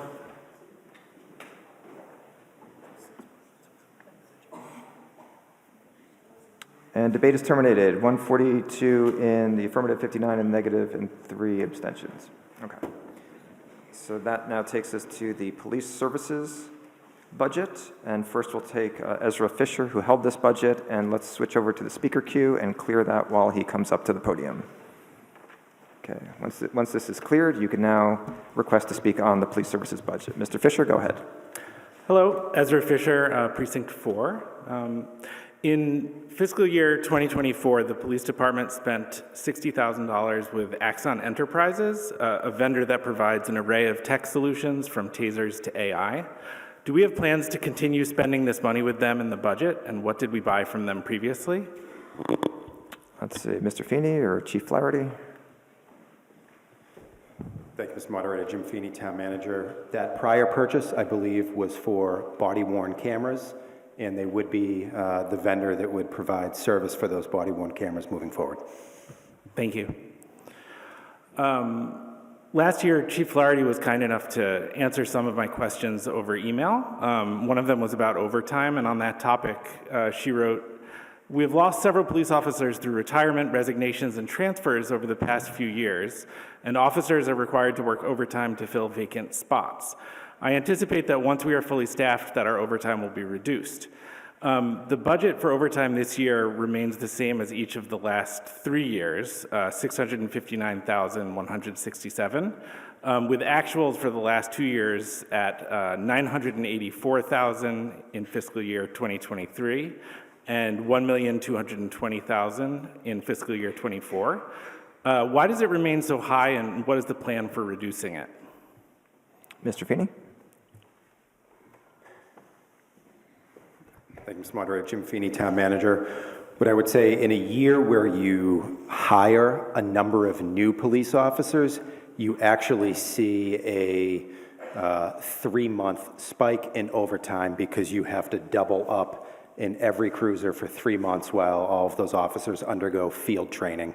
So while having a full complement of officers in the long run does reduce the need for overtime, in the short term, it actually drives overtime costs higher. Okay.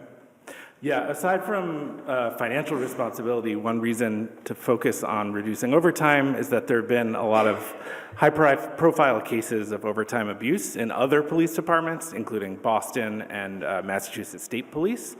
Continuing to rely on overtime leaves our town open to that type of issue. Additionally, when overtime becomes the rule, not the exception, it just becomes sort of hidden salary. In fiscal year 2025, the police department began paying a membership fee to the International Association of Chiefs of Police. Is this also in the 2026 budget? And if so, what is this organization's position on collaboration with U.S. Immigration and Customs Enforcement? Chief Flaherty?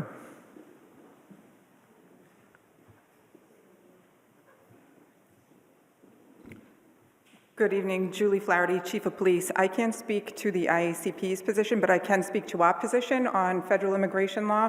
And our position is that the Arlington Police Department is a law enforcement agency, and we do not enforce federal immigration law. We're committed to the safety and security of everybody in our community. We have recently posted our federal immigration policy on our website, along with several resources for people who do come in contact with anybody from ICE. Thank you. Hold on. Come on. Thank you, Chief Flaherty.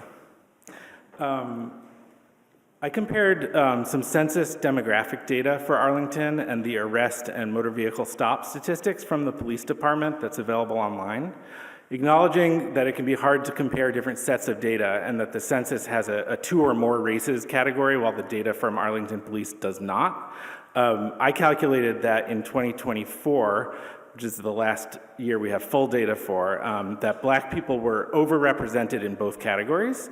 Black people were more than 3 times more likely to be stopped by police in their cars and 6 times more likely to be arrested than Arlington's population statistics would suggest. So my question is, what investments is the police department making in the 2026 budget to rectify this? Chief Flaherty, do you have an answer for them?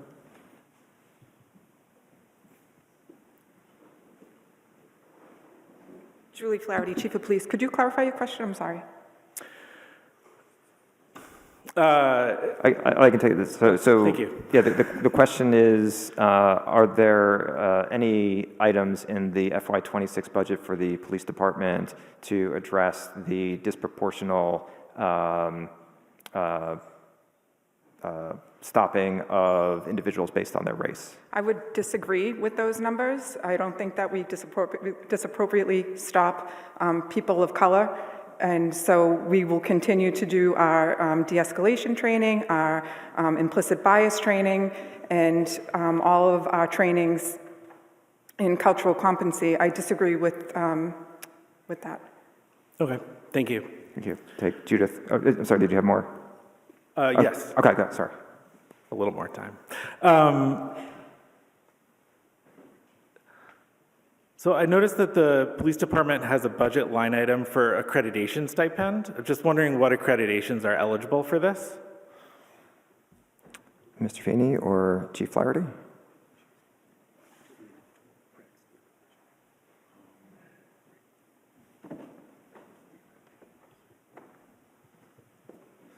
Jim Feeney, Town Manager. Can you repeat that one more time?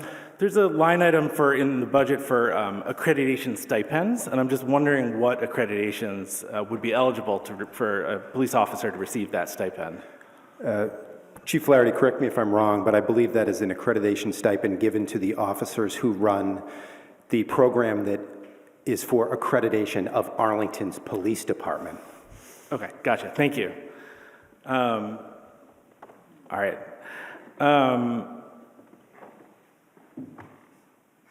Yeah, before my time wraps up, I just want to say I'm obviously in favor of funding our town's government. I'm not going to stand here and say we shouldn't, but in the interest of having a little bit more oversight, I would love to see votes for specific budgets in future years. Thank you. Thank you. Take Judith Garber. And while she's walking up, I'll just clarify, because I didn't mention this earlier when you can come on up, about how, if you're not familiar with how we vote on the budgets, we debate them budget by budget as we're doing now, and we'll take one vote at the very end that covers all the budgets. We don't vote on the individual budgets, we debate them separately. Okay, Ms. Garber, you have the floor. Judith Garber, Precinct 4. In the expenses, then there's like double asterisk after the expenses at the top, but I don't see where that double asterisk is supposed to go. Am I missing something? Let's see, which item is this? Police services, the second line says expenses. There's like a double asterisk.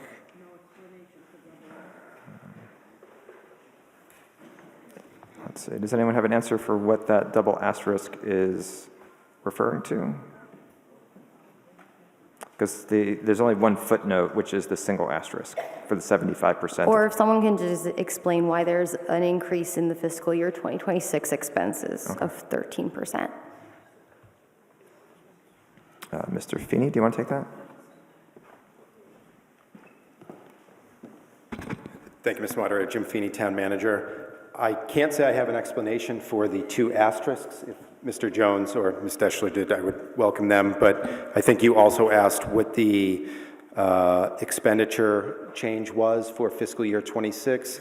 That is comprised of 2 separate increases. One of approximately $10,000 to fund the new Comfort Dog program for Officer Roger, and the second would be largely funding to support the body-worn camera program in town. Okay, thanks. I am curious about the communications supervisor position. Is that mostly a community outreach related position, or is that something else? Chief Flaherty, do you have an answer to that question? Which position was this? Communications supervisor. The Julie Flaherty, Chief of Police, the communications supervisor is the supervisor of all of our 911 dispatchers. Gotcha. Okay, thanks very much. Okay, thank you. Seeing no more speakers. Oh, did I call? I'm sorry, I called them out of order. Ms. Dre, my apologies.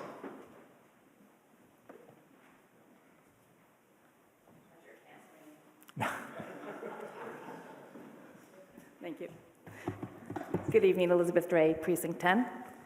I was pleased to hear Town Manager Feeney respond that I believe $60,000 is going, well, I'm not saying I was pleased, but to hear about it, to the body-worn cameras.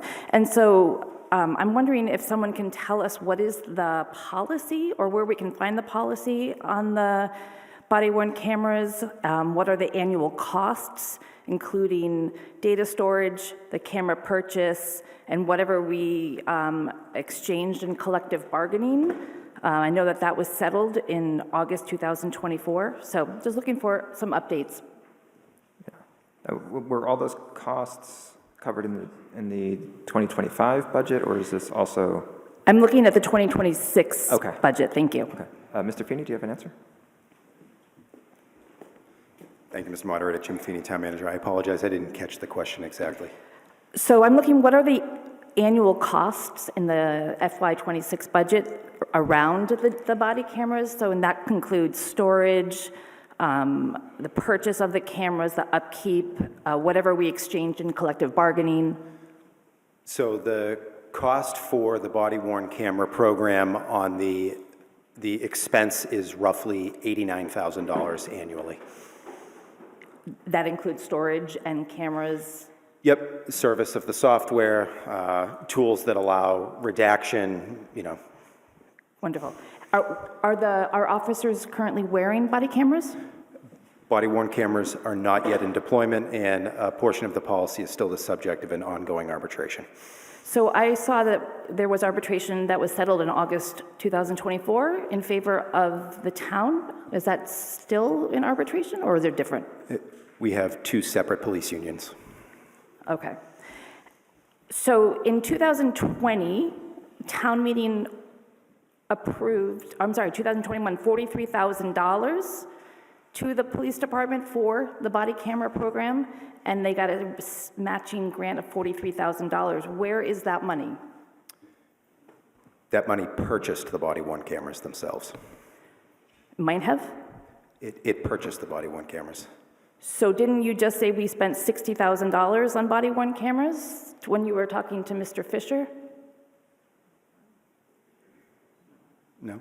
No? Was there a question you had about a vendor for $60,000, and what was the response? Sure. Chief Flaherty? I thought it was related to body cameras. I'm sorry. I must have misheard.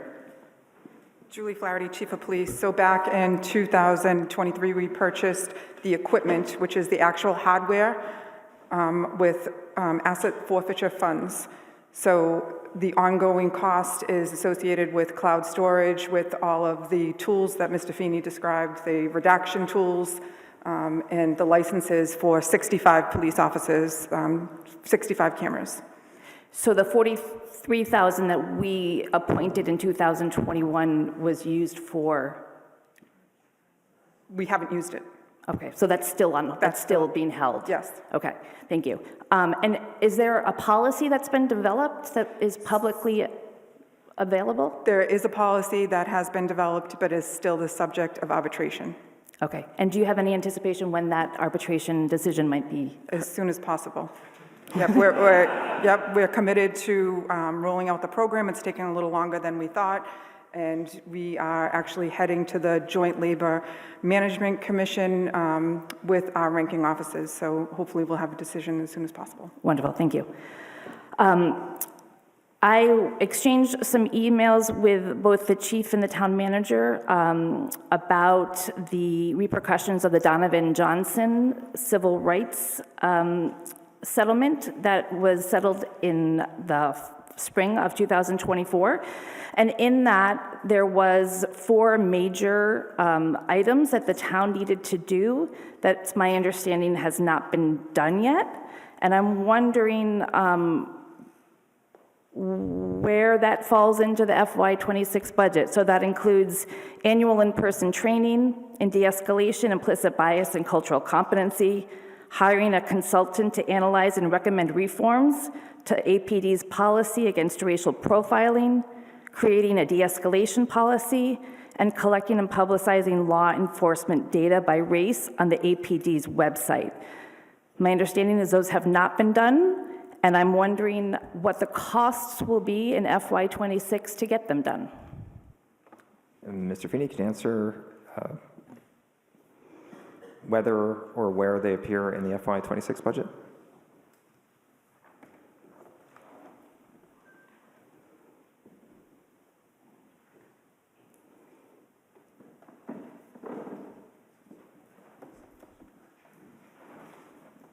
Chief Flaherty.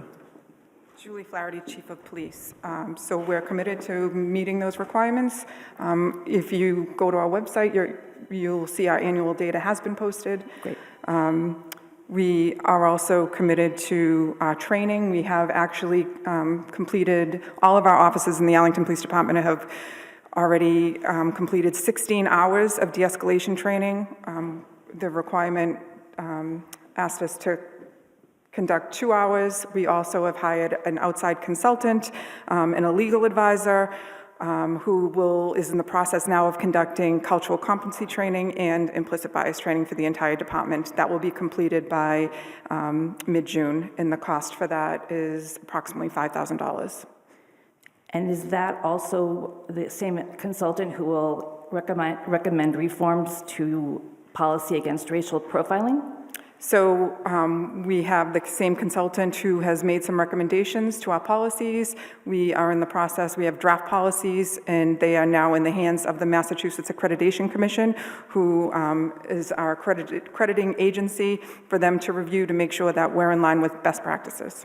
So I'm a little confused because my email that I sent to both you and the town manager on March 13th or March 11th, and the response on March 13th was none of those things had been done. So they've been done since March 13th of this year? I don't recall saying none of those things have been done. You didn't say them. We are at time. Thank you. Okay. Thank you, Ms. Wright, and apologies for missing you in the queue earlier. We'll take Nancy Bloom and then Robin Bergman.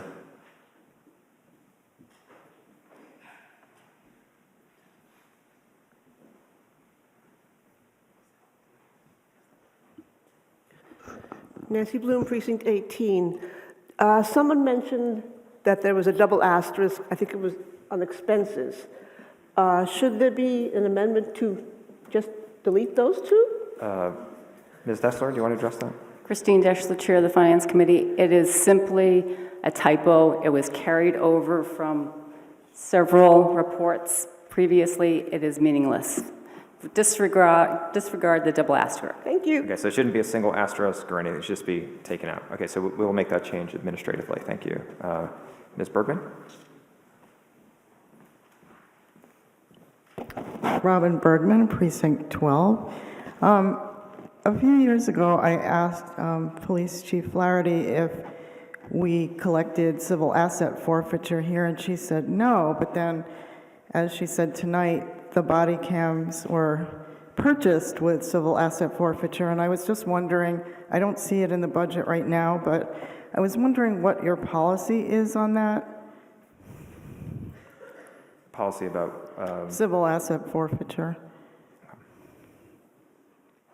is your question also like why that doesn't appear in the budget, or? Well, in general, I wanted to know what the policy is of collecting civil asset forfeiture, if they're still doing it. Okay. Mr. Feeney or Chief Flaherty? Mr. Feeney. Thank you, Mr. Moderator. Jim Feeney. We don't actually conduct any civil asset forfeiture. We do get the proceeds from certain federal asset forfeitures, often through the Drug Enforcement Agency, I believe. Okay, I was just wondering, because we're like 46th in the country with the most lax laws on this, and I'm very against it and trying to advocate to have us abolish that practice. Thank you. Thank you. Seeing no more speakers in the queue, that ends debate on police services budget. That takes us to the education budget. So I'll call up Beth Malofchik to lead us off and clear the speaker queue. The speaker queue is now open for the education budget. Ms. Malofchik, you have the floor. Thank you. Beth Malofchik, Precinct 9. I just seek a few clarifications on the foreign student program. I speak as a former federal regulator of several categories in the J visa program. So for those of you who don't know, types of visas are awarded based on the activity in which a person will be engaged while they are in this country. And I was surprised in looking at the budget, this was actually last year, that it was represented as a revenue stream. My experience with J visa is that those students on the high school level attend schools free of charge.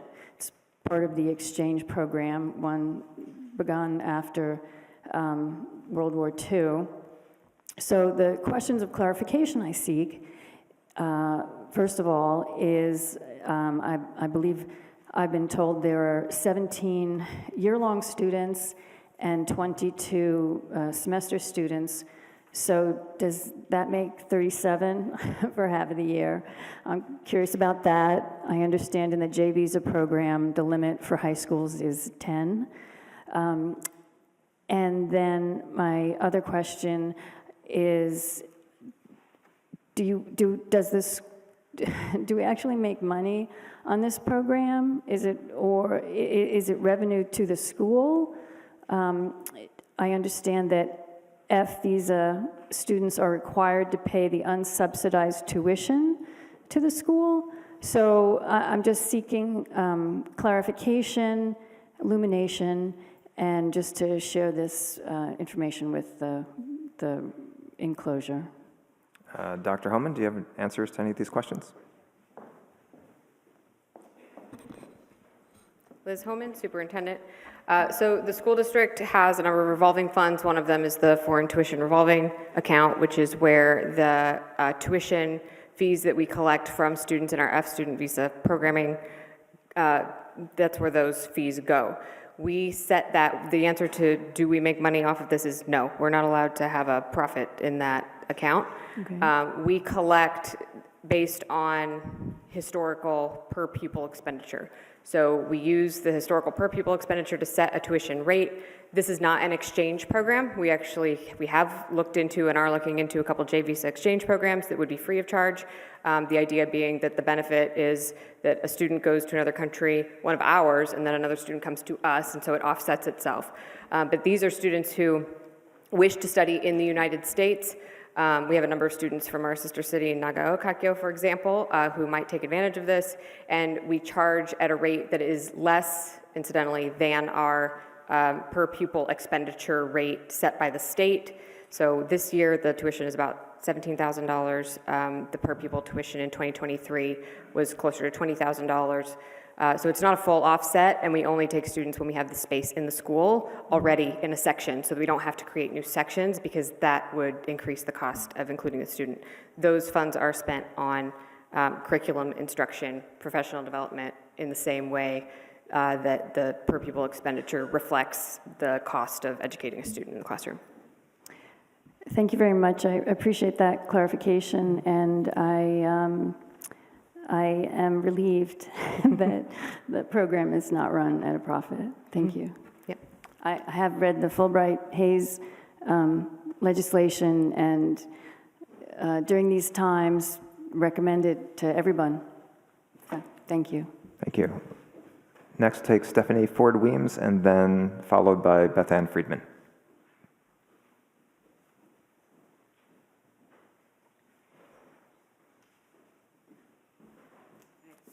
Hi, Stephanie Ford-Weems. I'm in Precinct 8. I have a question on the, from the slide on the out-of-district tuition transportation at $412,000, and someone may be able to help me ask this question in a more structured way. I definitely want to keep it to a budget discussion and not, I definitely want to keep it to a budget discussion and to not expand the scope beyond that. But my question is regarding the out-of-district placements, does this number, I guess, does this number represent all of the out-of-district placements that are funded? Does this include the types of settlements that have been referenced in the Globe, which seems like a much more excessive number than this? I don't know if anyone could help me. Does anyone understand my question better than I do?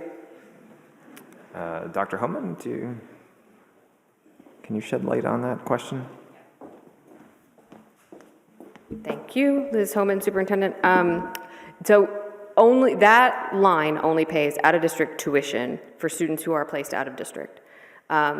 Any fees associated with any legal proceedings would come out of a different line. It's possible that those proceedings could lead to an out-of-district placement, in which case, then yes, the result would be the out-of-district placement, which would be paid out of that line. And this is a projection. Could you repeat that last sentence? The result would be? So it's possible that an end result of a settlement could be a placement, but the tuition is what that line would pay for. And that always You have to be at a microphone, so yeah. Otherwise, the satellite room and the stenographer can't hear. Stephanie again, Precinct 8. So all of the Can you stand closer to the mic, please? all of the funds that go to pay these tuitions are represented by this number, and there's not another pool of money that goes to the settlements, insurance, it's to cover the settlements, et cetera, but this is for the entire district. Which page are you on? Can you point for me? Okay. So what you're looking at there is the increase. So you're on page... thank you. That's very helpful. You're looking at page 18. Thank you. So that is the increase for FY26. That's our projected increase based on the very helpful. Thank rate you. of tuition Could you help me find what the total number is? Mr. Gorski, can you help us find what the total number is?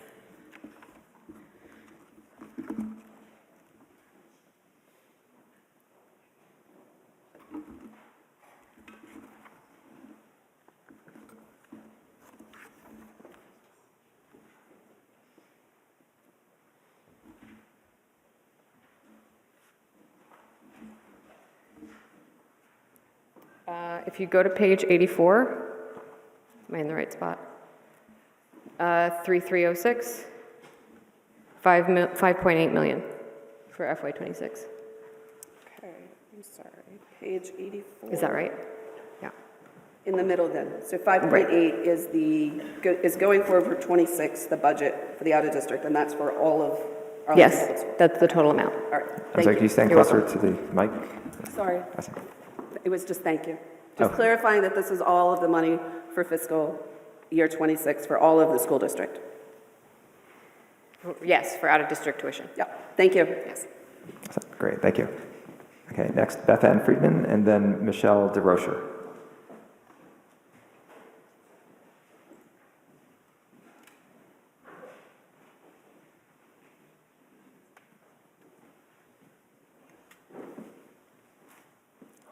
Beth Ann Friedman, Precinct 15. I saw on the very last page that you have a total of 27.1 new FTEs for this budget, and can you break that down for me? I think, are most of them due to the special education? I see 5 of, for the high school for, it looks like new positions, as you explained to me a little earlier, secondary education, which basically are a holding pot so that you can allocate teachers to wherever they're needed in the high school. But I'm just curious about why you have such a large number of FTEs, new FTEs. Can you tell us which page you're on so we could all follow along? Which page is this? It's on the, okay, the total is on the very last page. That's page 105 of the school report. And the breakdown starts on page 98. Okay. If you'd like a breakdown of all of the additions and subtractions from FY25 to FY26, the best pages to look at are pages 18, 19, 20, and 21. Because that shows all the changes from last school year to this school year. So that net on that last page that you saw of 27 is telling you what the total in-out is based on the changes that are on these pages. So what you'll notice is that on page 19, the vast majority of additions are at the secondary level, which is where we see the increase in enrollment. There are some additional services like social workers, reading specialists. That's because of the needs that we're seeing for students in terms of service level and requirements from an IEP, for example. It is also balancing out service levels at some of our schools that might have had less service, for example, from social workers available during the school day. And then if you turn the page, you'll see any additions to other schools or the district. There are a couple there. For example, we worked with the town on the cybersecurity role, some additional support for the facilities department, and sustainability. There are also cuts articulated on page 18. You can see it's called efficiencies, but cuts that we're making to enable some of the additions. And then on page 20 to 21, those are operational cost additions.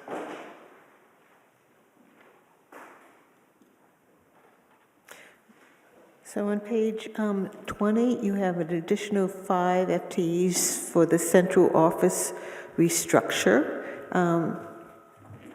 Correct. There's also a cut of 5 FTEs in the efficiencies portion because of the restructuring. Okay, thank you. So it's net even.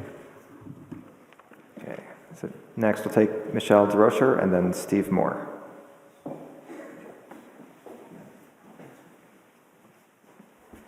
Michelle DeRocher, Precinct 19. I was glad in Dr. Homan's presentation that she mentioned contingency planning in the event of loss of federal funds. And I wondered, what risks are you contingency planning for with regard to the services associated with that funding? Mm-hmm. So I mentioned very quickly that the way that these federal funds are allocated to the schools is that we spend the money on the positions and then we pull down a reimbursement from the state. So the positions are already in place. And these are critical positions, and the vast majority of the funds are on positions. And so one of the things we did in the FY26 budget was we allocated a large portion of the addition that was attributed to enrollments and from the override to operational costs that we can wait to spend on for a little bit until we know how stable our situation is with regards to salaries. We might realize some salary savings that could also offset some of the costs. And the school district has a special education stabilization reserve fund. It would be the work of this body to allocate any dollars out of that fund. But it's possible that we could come to town meeting and ask to be able to tap into that fund since most of those funds are special education. So those are a few of our options, and that's what we'll be doing some planning around, is what those options are. Thank you. That's very helpful, and lots of thought has clearly gone into that. I was wondering, there's a lot in the news these days about the so-called millionaires tax at the state level, with education being one of the possible areas for expenditures from that money.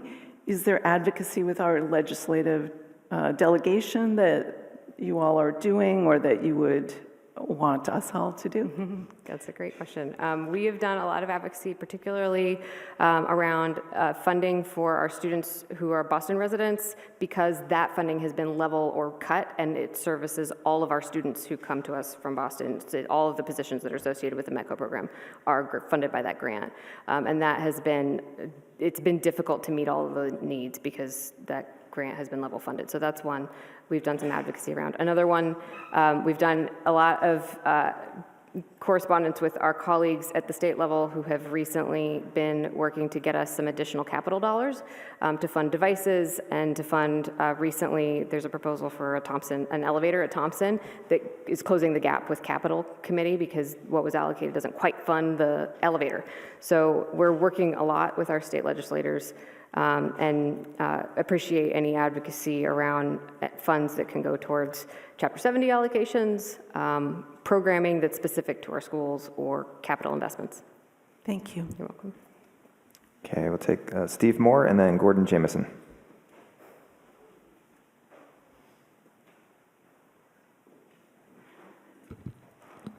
Thank you, Mr. Moderator. Steve Moore, Precinct 18.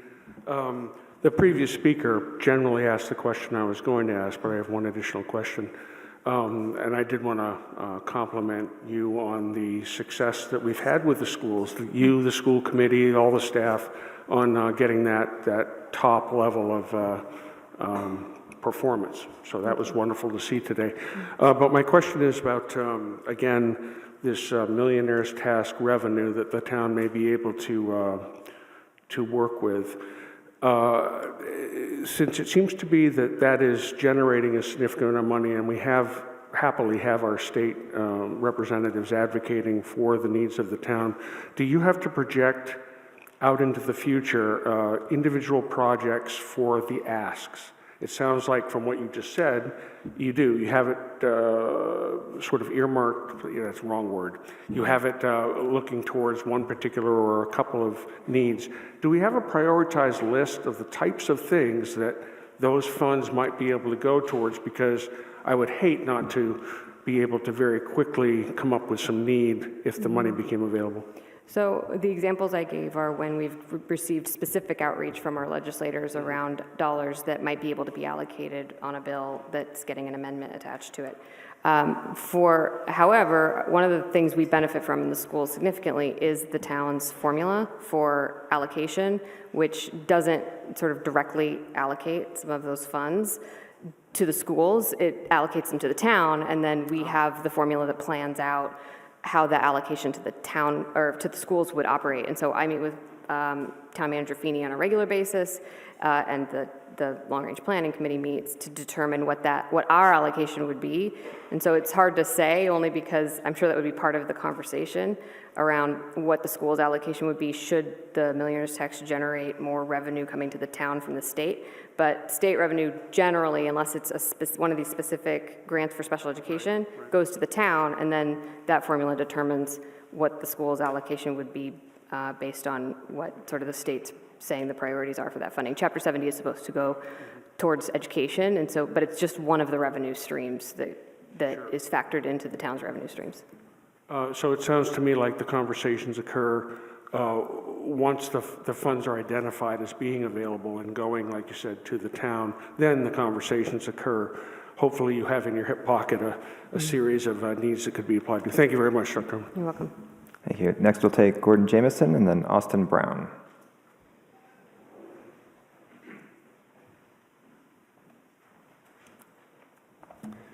Thank you, Mr. Moderator. Gordon Jameson, Precinct 12. First, in a previous meeting, I asked Dr. Homan about the Brackett School playground, and I wanted to thank her on the floor, since I asked that question, for getting that done. It's so between that and the inclusive playground across the street, it's wonderful to drive by or walk my dog and see all the children playing in safe facilities. One of your slides had a bar, and we had an arrow where we were, and to the left of that was schools of recognition. Is that our target, to be all the way to the left on that diagram? Did I read that correctly? I would love to have some schools that are schools of recognition, but there's no such thing as a district of recognition, unfortunately. Okay. So yes, our goal is to have some of our individual schools land there, and we have not yet hit that mark. We've had schools hit the mark on every standard but one. That would put them on the schools way of to the left. recognition. Yes, all the way to the left. But the district is the one move over, which is very good. Yes, which is as high as a district can get. Oh, okay. Oh, that's good to know. Thank you. I was very pleased to hear you say that we finally reversed Romney's 9C cuts into our budgets in 2003, which impacted our libraries and many other things. So good work there all around to the town folks. Jumping to page 25, that's the Thompson et al. Population. What's the capacity of the Thompson? It's around 500. We're over it. Okay, and what are your thoughts about, I sort of read this, but I didn't sink in. What are your thoughts about addressing this need? So we have a buffer zone policy that has zones in between each school, and students get assigned, if you live within the buffer zone, your student's assigned to one or the other school on either side. We're very strategically using the buffer zones this year and school assignments to even that graph on page 25 out over time. And there's room in those adjacent schools Yes. currently? So we allocated sections explicitly this year. You'll notice there's an additional, we kept some sections even at some schools because we wanted to make sure there were enough sections for us to spread kindergartners out more so that the school enrollment could stay more even. Moving to page 27. So you pointed out the fact that the secondary education students now are greater than the elementary, which is for as long as I've known, been in Arlington, as long as I think people can remember, it's always been the other way, where the secondary students would leave. So I just want to compliment the school system and the town in general for making this where students want to be in Arlington, want to go to school in Arlington, or at the Minuteman. So that's good. And my last question has to do with page 28, which I need a little help understanding. So that graph is showing, we have focal groups in the strategic plan. These are identified groups that historically have had achievement gaps due to challenges accessing certain opportunities that the schools afford. What this is showing is that the population of students requiring additional services or who have been historically unable to access some of the opportunities of the schools has increased. That means that additional resources are required in order to meet those needs and make sure that those students can access those opportunities. So that's what that's. And that's 29.6% of the students? So, right, so that top green line is the high needs population. That population is sort of an aggregate of the others below it. And that has increased from 26.5% of the student population in FY20 to 29.6, almost 30% in FY25 this school year. And so in the green population, those students could be in, because if I add the numbers up, they could be in multiples of those categories. Yes. And this is separate from special education students? Special education students are included in that green line. Are included in the green line, okay. So a significant number of people need extra help, and we're trying to do the best we can. Yes? Yes. Thank you very much. You're welcome. Great. We'll take Austin Brown next, and then Mark Kepline. I'll just remind folks, try not to repeat what you've heard before, and the best way to thank the superintendent and the school committee is to pass their budget. Mr. Brown? All right. Thank you, Mr. Moderator. My name is Austin Brown, Precinct 6, and I'm not really sure if this is the right place to ask this question, but on page 15 of this report, there's a line for $275,000 for replacement academic PCs. I was just wondering, what are you planning on buying, and how old are the existing PCs? What page are you on? This here. Oh. This is, maybe it's the wrong place to ask this. Is that the capital budget? Finance committee, yeah. That's Finance Committee report? Well, it said academic PCs, so I don't know, maybe it's the wrong place to ask this. I would have to look. That sounds like article 50. Okay, all right, cool. Let's see, Mark Kepline next, and then Carmine Granucci. Thank you, Mr. Moderator. Mark Kepline, Precinct 9. I noticed that the gifted and talented budget is 0. Are there no gifted and talented students this year? We have a lot of gifted and talented students this year. We're working on providing services within the classroom and also as part of our intervention services and thinking about enrichment extension within that bucket of services. So that would be included in interventionists, other spaces. All right. There's not a department for that. Yeah, I'm trying to understand, what are the opportunities for higher performing students? Are there advanced materials and curricula they can learn, or how is that handled within classrooms? It would depend on the subject area you were asking about, how we go about doing that in different subject areas.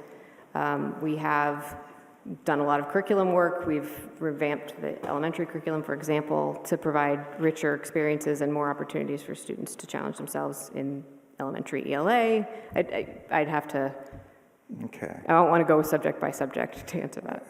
But from some of the vision statements and other things I'm reading, it sounds like the general plan is to lift all boats. And so,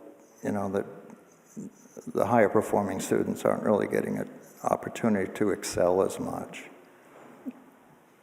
I wouldn't agree that all the boats are lifted, including our most talented and exceptionally brilliant students, which encompasses all groups of students. Okay. I'm also curious about the electrification plans, and I know the schools have a lot of facilities, buildings, and they're sort of leading the electrification efforts. So how much are taxpayers saving now versus the gas-fired boilers and whatever? I would have to defer to some of my colleagues in sustainability and DPW. Our expenses have gone up. Do you want to speak to this? When it comes to energy costs, mostly because of the size of the high school. We have 2 electric buses. Name and title, please. Yep, Fran Gorski, Assistant Superintendent of Finance and Operations. We actually have additional funding for electricity in the budget, so I'm not sure if we're deriving those savings immediately. A lot of the electrification that you're talking about, we certainly discussed in the capital budget, but it's probably, they're larger. We've looked at other funding sources. There's the MSBA has an accelerated repair program looking at those for at one of our school sites to install electric pump. And you're still in process of adding solar panels to the high school, right? We have solar panels on the high school, and they are offsetting some of the cost of energy. That effort's complete then? They back on. They've been replaced. There are more because they just finished phase 2, but the ones that were on phase 1 have been replaced on phase 1. All right, good. And you expect, I don't know, any numbers on how much savings can be achieved with those? Mr. Feeney? And when the capital costs will be paid back? Jim Feeney, Town Manager. I don't have immediately available the numbers for the savings that will be achieved once we have finished all solar installations at the high school, which include rooftop arrays as well as parking canopy arrays still to come. Okay. And has global warming decreased in Arlington as a result of this?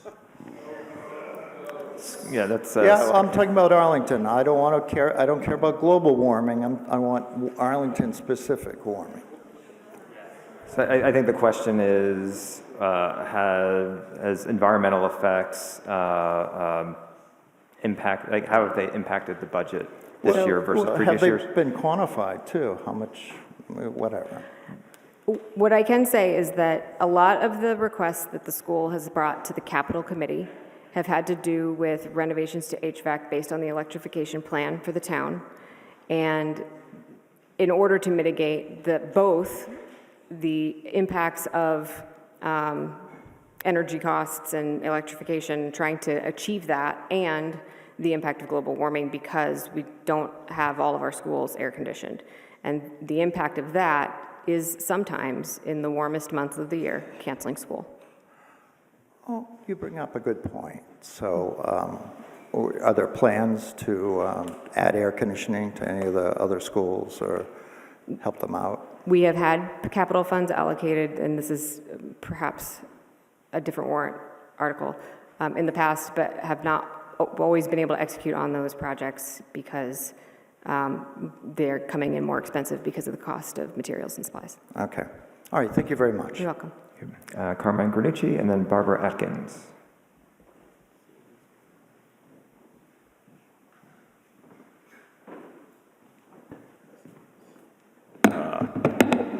Carmine Granucci, Precinct 21. Dr. Holman, first of all, thank you. Having a 8th grader in Addison and Arlington Public Schools, since you got here and watching the improvements, you've been awesome. So I just want to say that.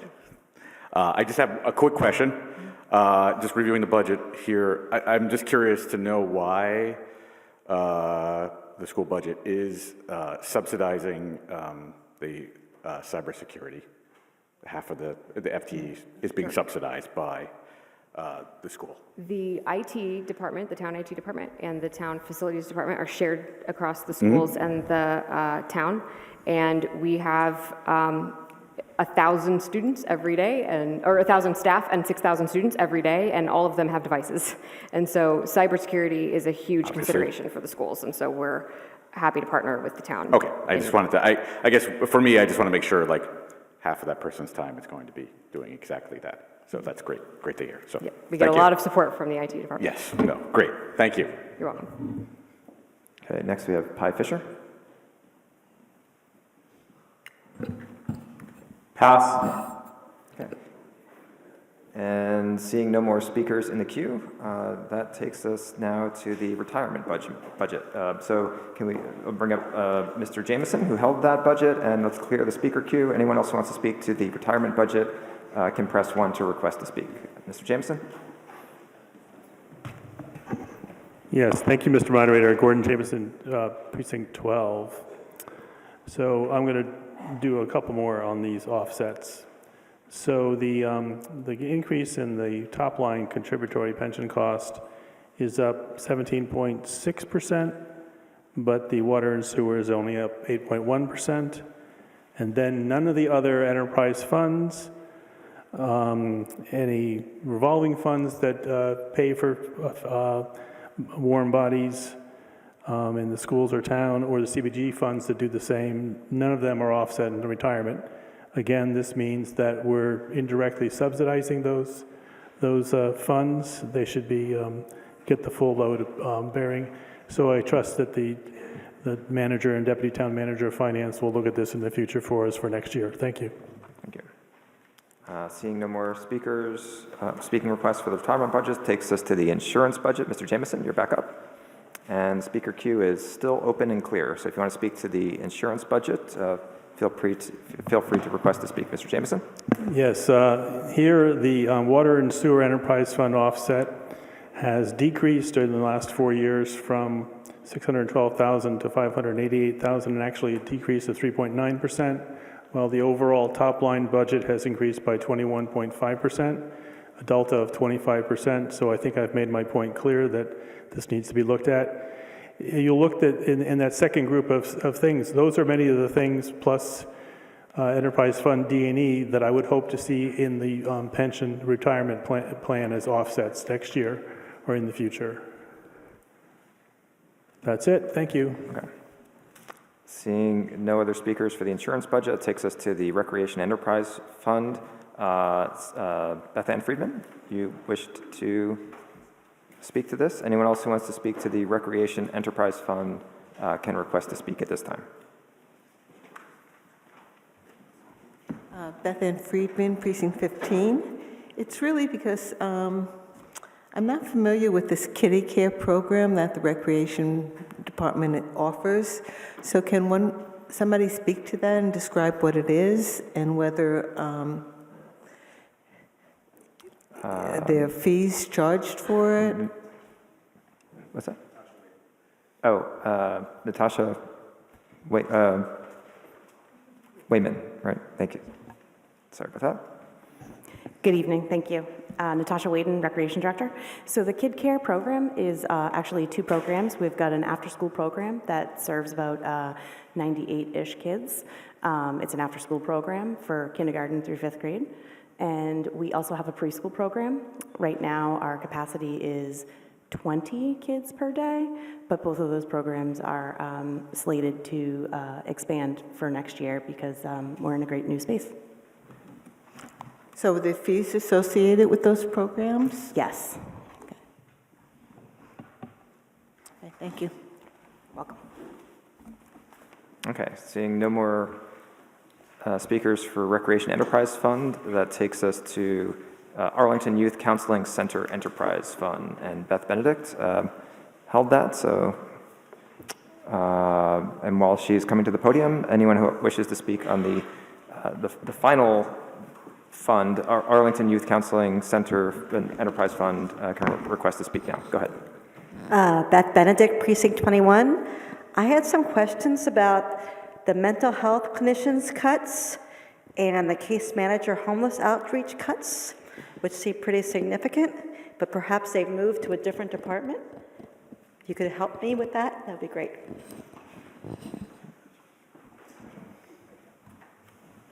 Hi, good evening. My name is Colleen Legere, Director of Health and Human Services.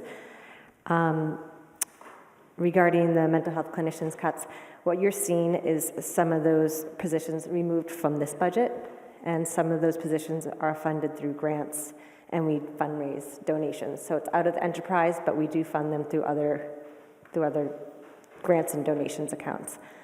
And for the community resource coordinator, that position is 75% funded through the police department and 25% through HHS, and it's actually been moved to a line in the HHS budget that had previously funded homelessness. Somerville Homeless Prevention Coalition is now funding a portion of this. Why was that change made? Why was that change made? Yeah. This position serves the whole community under the age of 60. I felt it was more appropriate that it come out of the HHS budget and not through the enterprise fund, which is primarily focused on youth mental health services. And just one more question, thank you. Are there any plans to get other grants to replace these clinicians? Because that's... Sorry? Are there any plans to get more grants? Yeah, so that's something, in terms of an outpatient mental health clinic, one of the challenges is funding it, and sometimes the revenue through insurance and co-payments is not sufficient to run the full organization. So we're constantly doing fundraising. We're writing grants. We have a 10-year sustaining grant through Cummings Foundation that supports the operating budget. It's just something that we're constantly looking to make this sustainable and to make sure that we can hire as many clinicians as is sustainable to meet the need of the community. Thank you. Sure. Okay, that is the last of the budgets that were held, and we have no more speakers. And so now we can go directly to a vote on the budgets. So before we bring up that vote, this is a vote to approve the appropriations as specified in the Finance Committee's report, Appendix B, for fiscal year 2026 budgets. That is what we're voting on now. So let's bring up a vote screen for the main motion under Article 49. Okay, voting is open. So if you're in favor of approving those appropriations for the town budgets, press 1 for yes. To reject the budgets, press 2 for no, or 3 to abstain. Okay. There's still votes coming in, so let's hold off on closing the voting. Let's keep it open a little bit longer. And it seems to be stabilizing now, so let's close voting now. And this is a majority vote. And it is unanimous, 201 in the affirmative and 0 negatives and 3 abstentions. That brings us to Article 50, the capital budget. It is 10:45, and Mr. Moore, would you like to proceed with? Yeah. Mr. Wagner?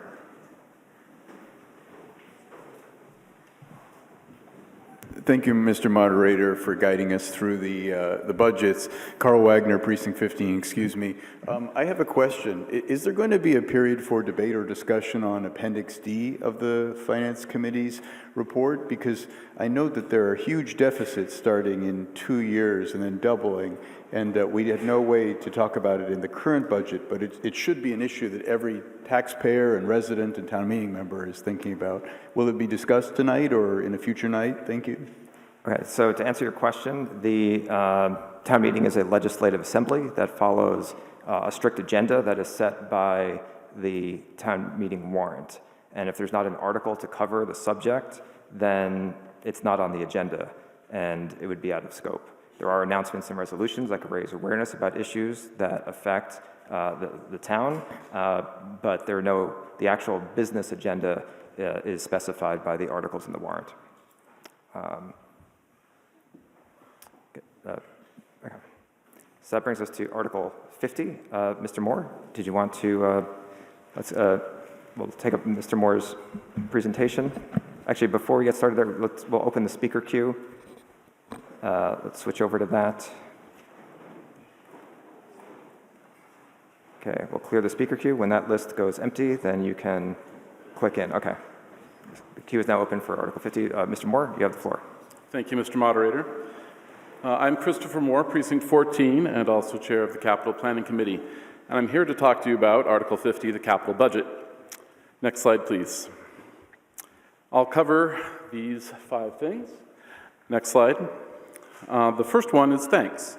It takes a lot of work to put together a budget. I'm sure you've already experienced some of that with the operating budgets. In this case, the capital planning budget is a real team effort involving people across the town. And I'd like to thank everyone for their time and thoughtful consideration and also flexibility. The work starts in the early fall with town department heads planning their capital needs for the next 5 years, which is no small task. After that, the committee members shown here meet with in small groups with department heads to understand the requests and ask questions about their proposals. And after that, the committee meets together to consider all of the projects across the town for the next 5 years and try to fit them into something that looks like a sensible budget.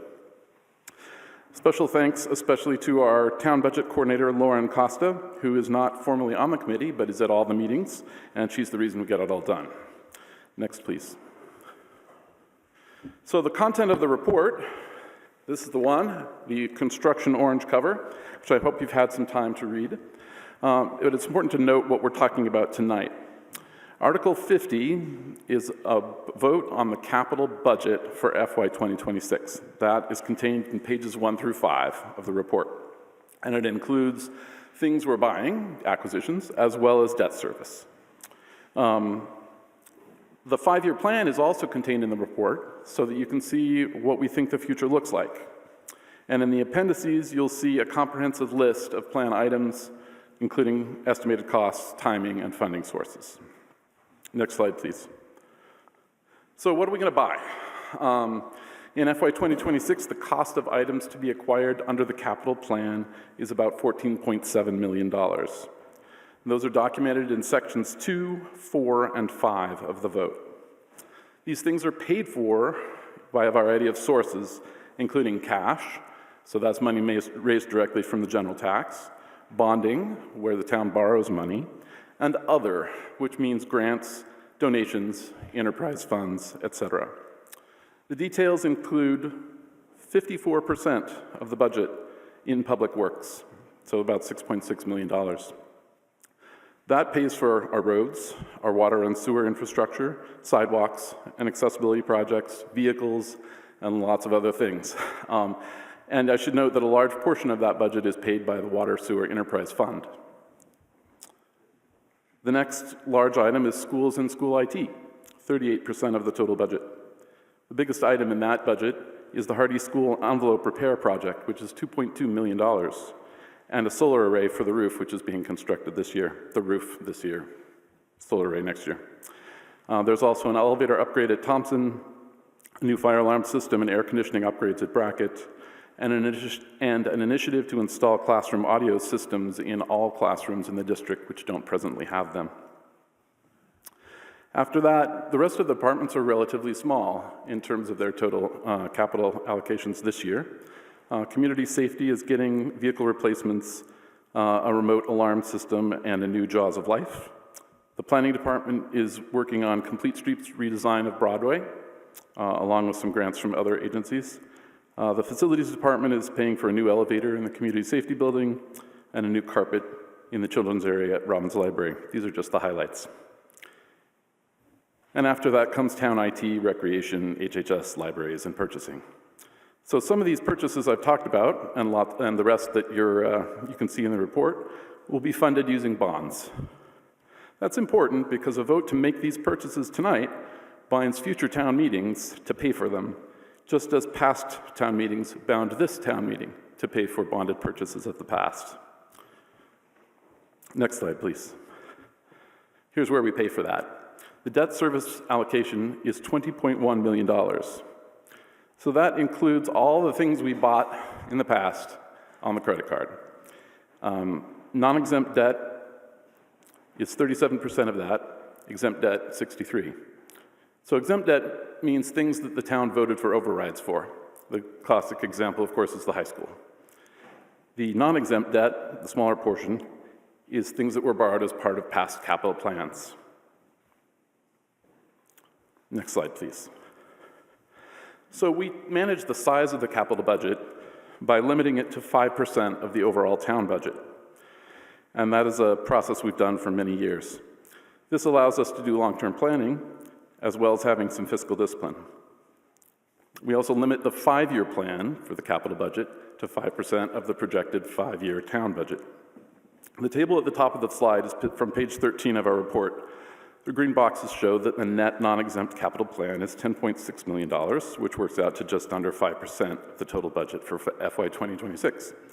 You can also see that over the 5 years of the plan, the total is just under 5% of the projected town budget for the 5 years. Since the size of the capital budget is capped, we make trade-offs. If something is added, it doesn't raise your taxes. Instead, something else has to be removed, reduced, or delayed. Next slide, please. So this is the brief version of the capital budget. The rest of it's in the report, and I hope you get a chance to read it. We'd be glad to answer your questions now and in the future about our work.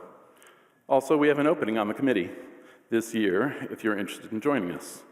And I should note that the last couple of people who've resigned from the committee got to move to Europe. So if you're interested in a vacation, you might check that out. We respectfully ask for your affirmative vote on Article 50, the capital plan. Thank you very much. Thank you, Mr. Moore. So it is 10:54, and we have, I believe it's about 8 or so speakers in the queue. Let's show the speaker queue. So in the event that we don't finish Article 50 tonight, we'll have to bring it back up again on Monday, but we also have the Minuteman budget that we're doing Monday. We might need to take that first, just so you're aware. There might be more jumping around on Monday, unless we finish this tonight, but that's up to the meeting. So let's start with Adam Oster and then Ed Tremblay.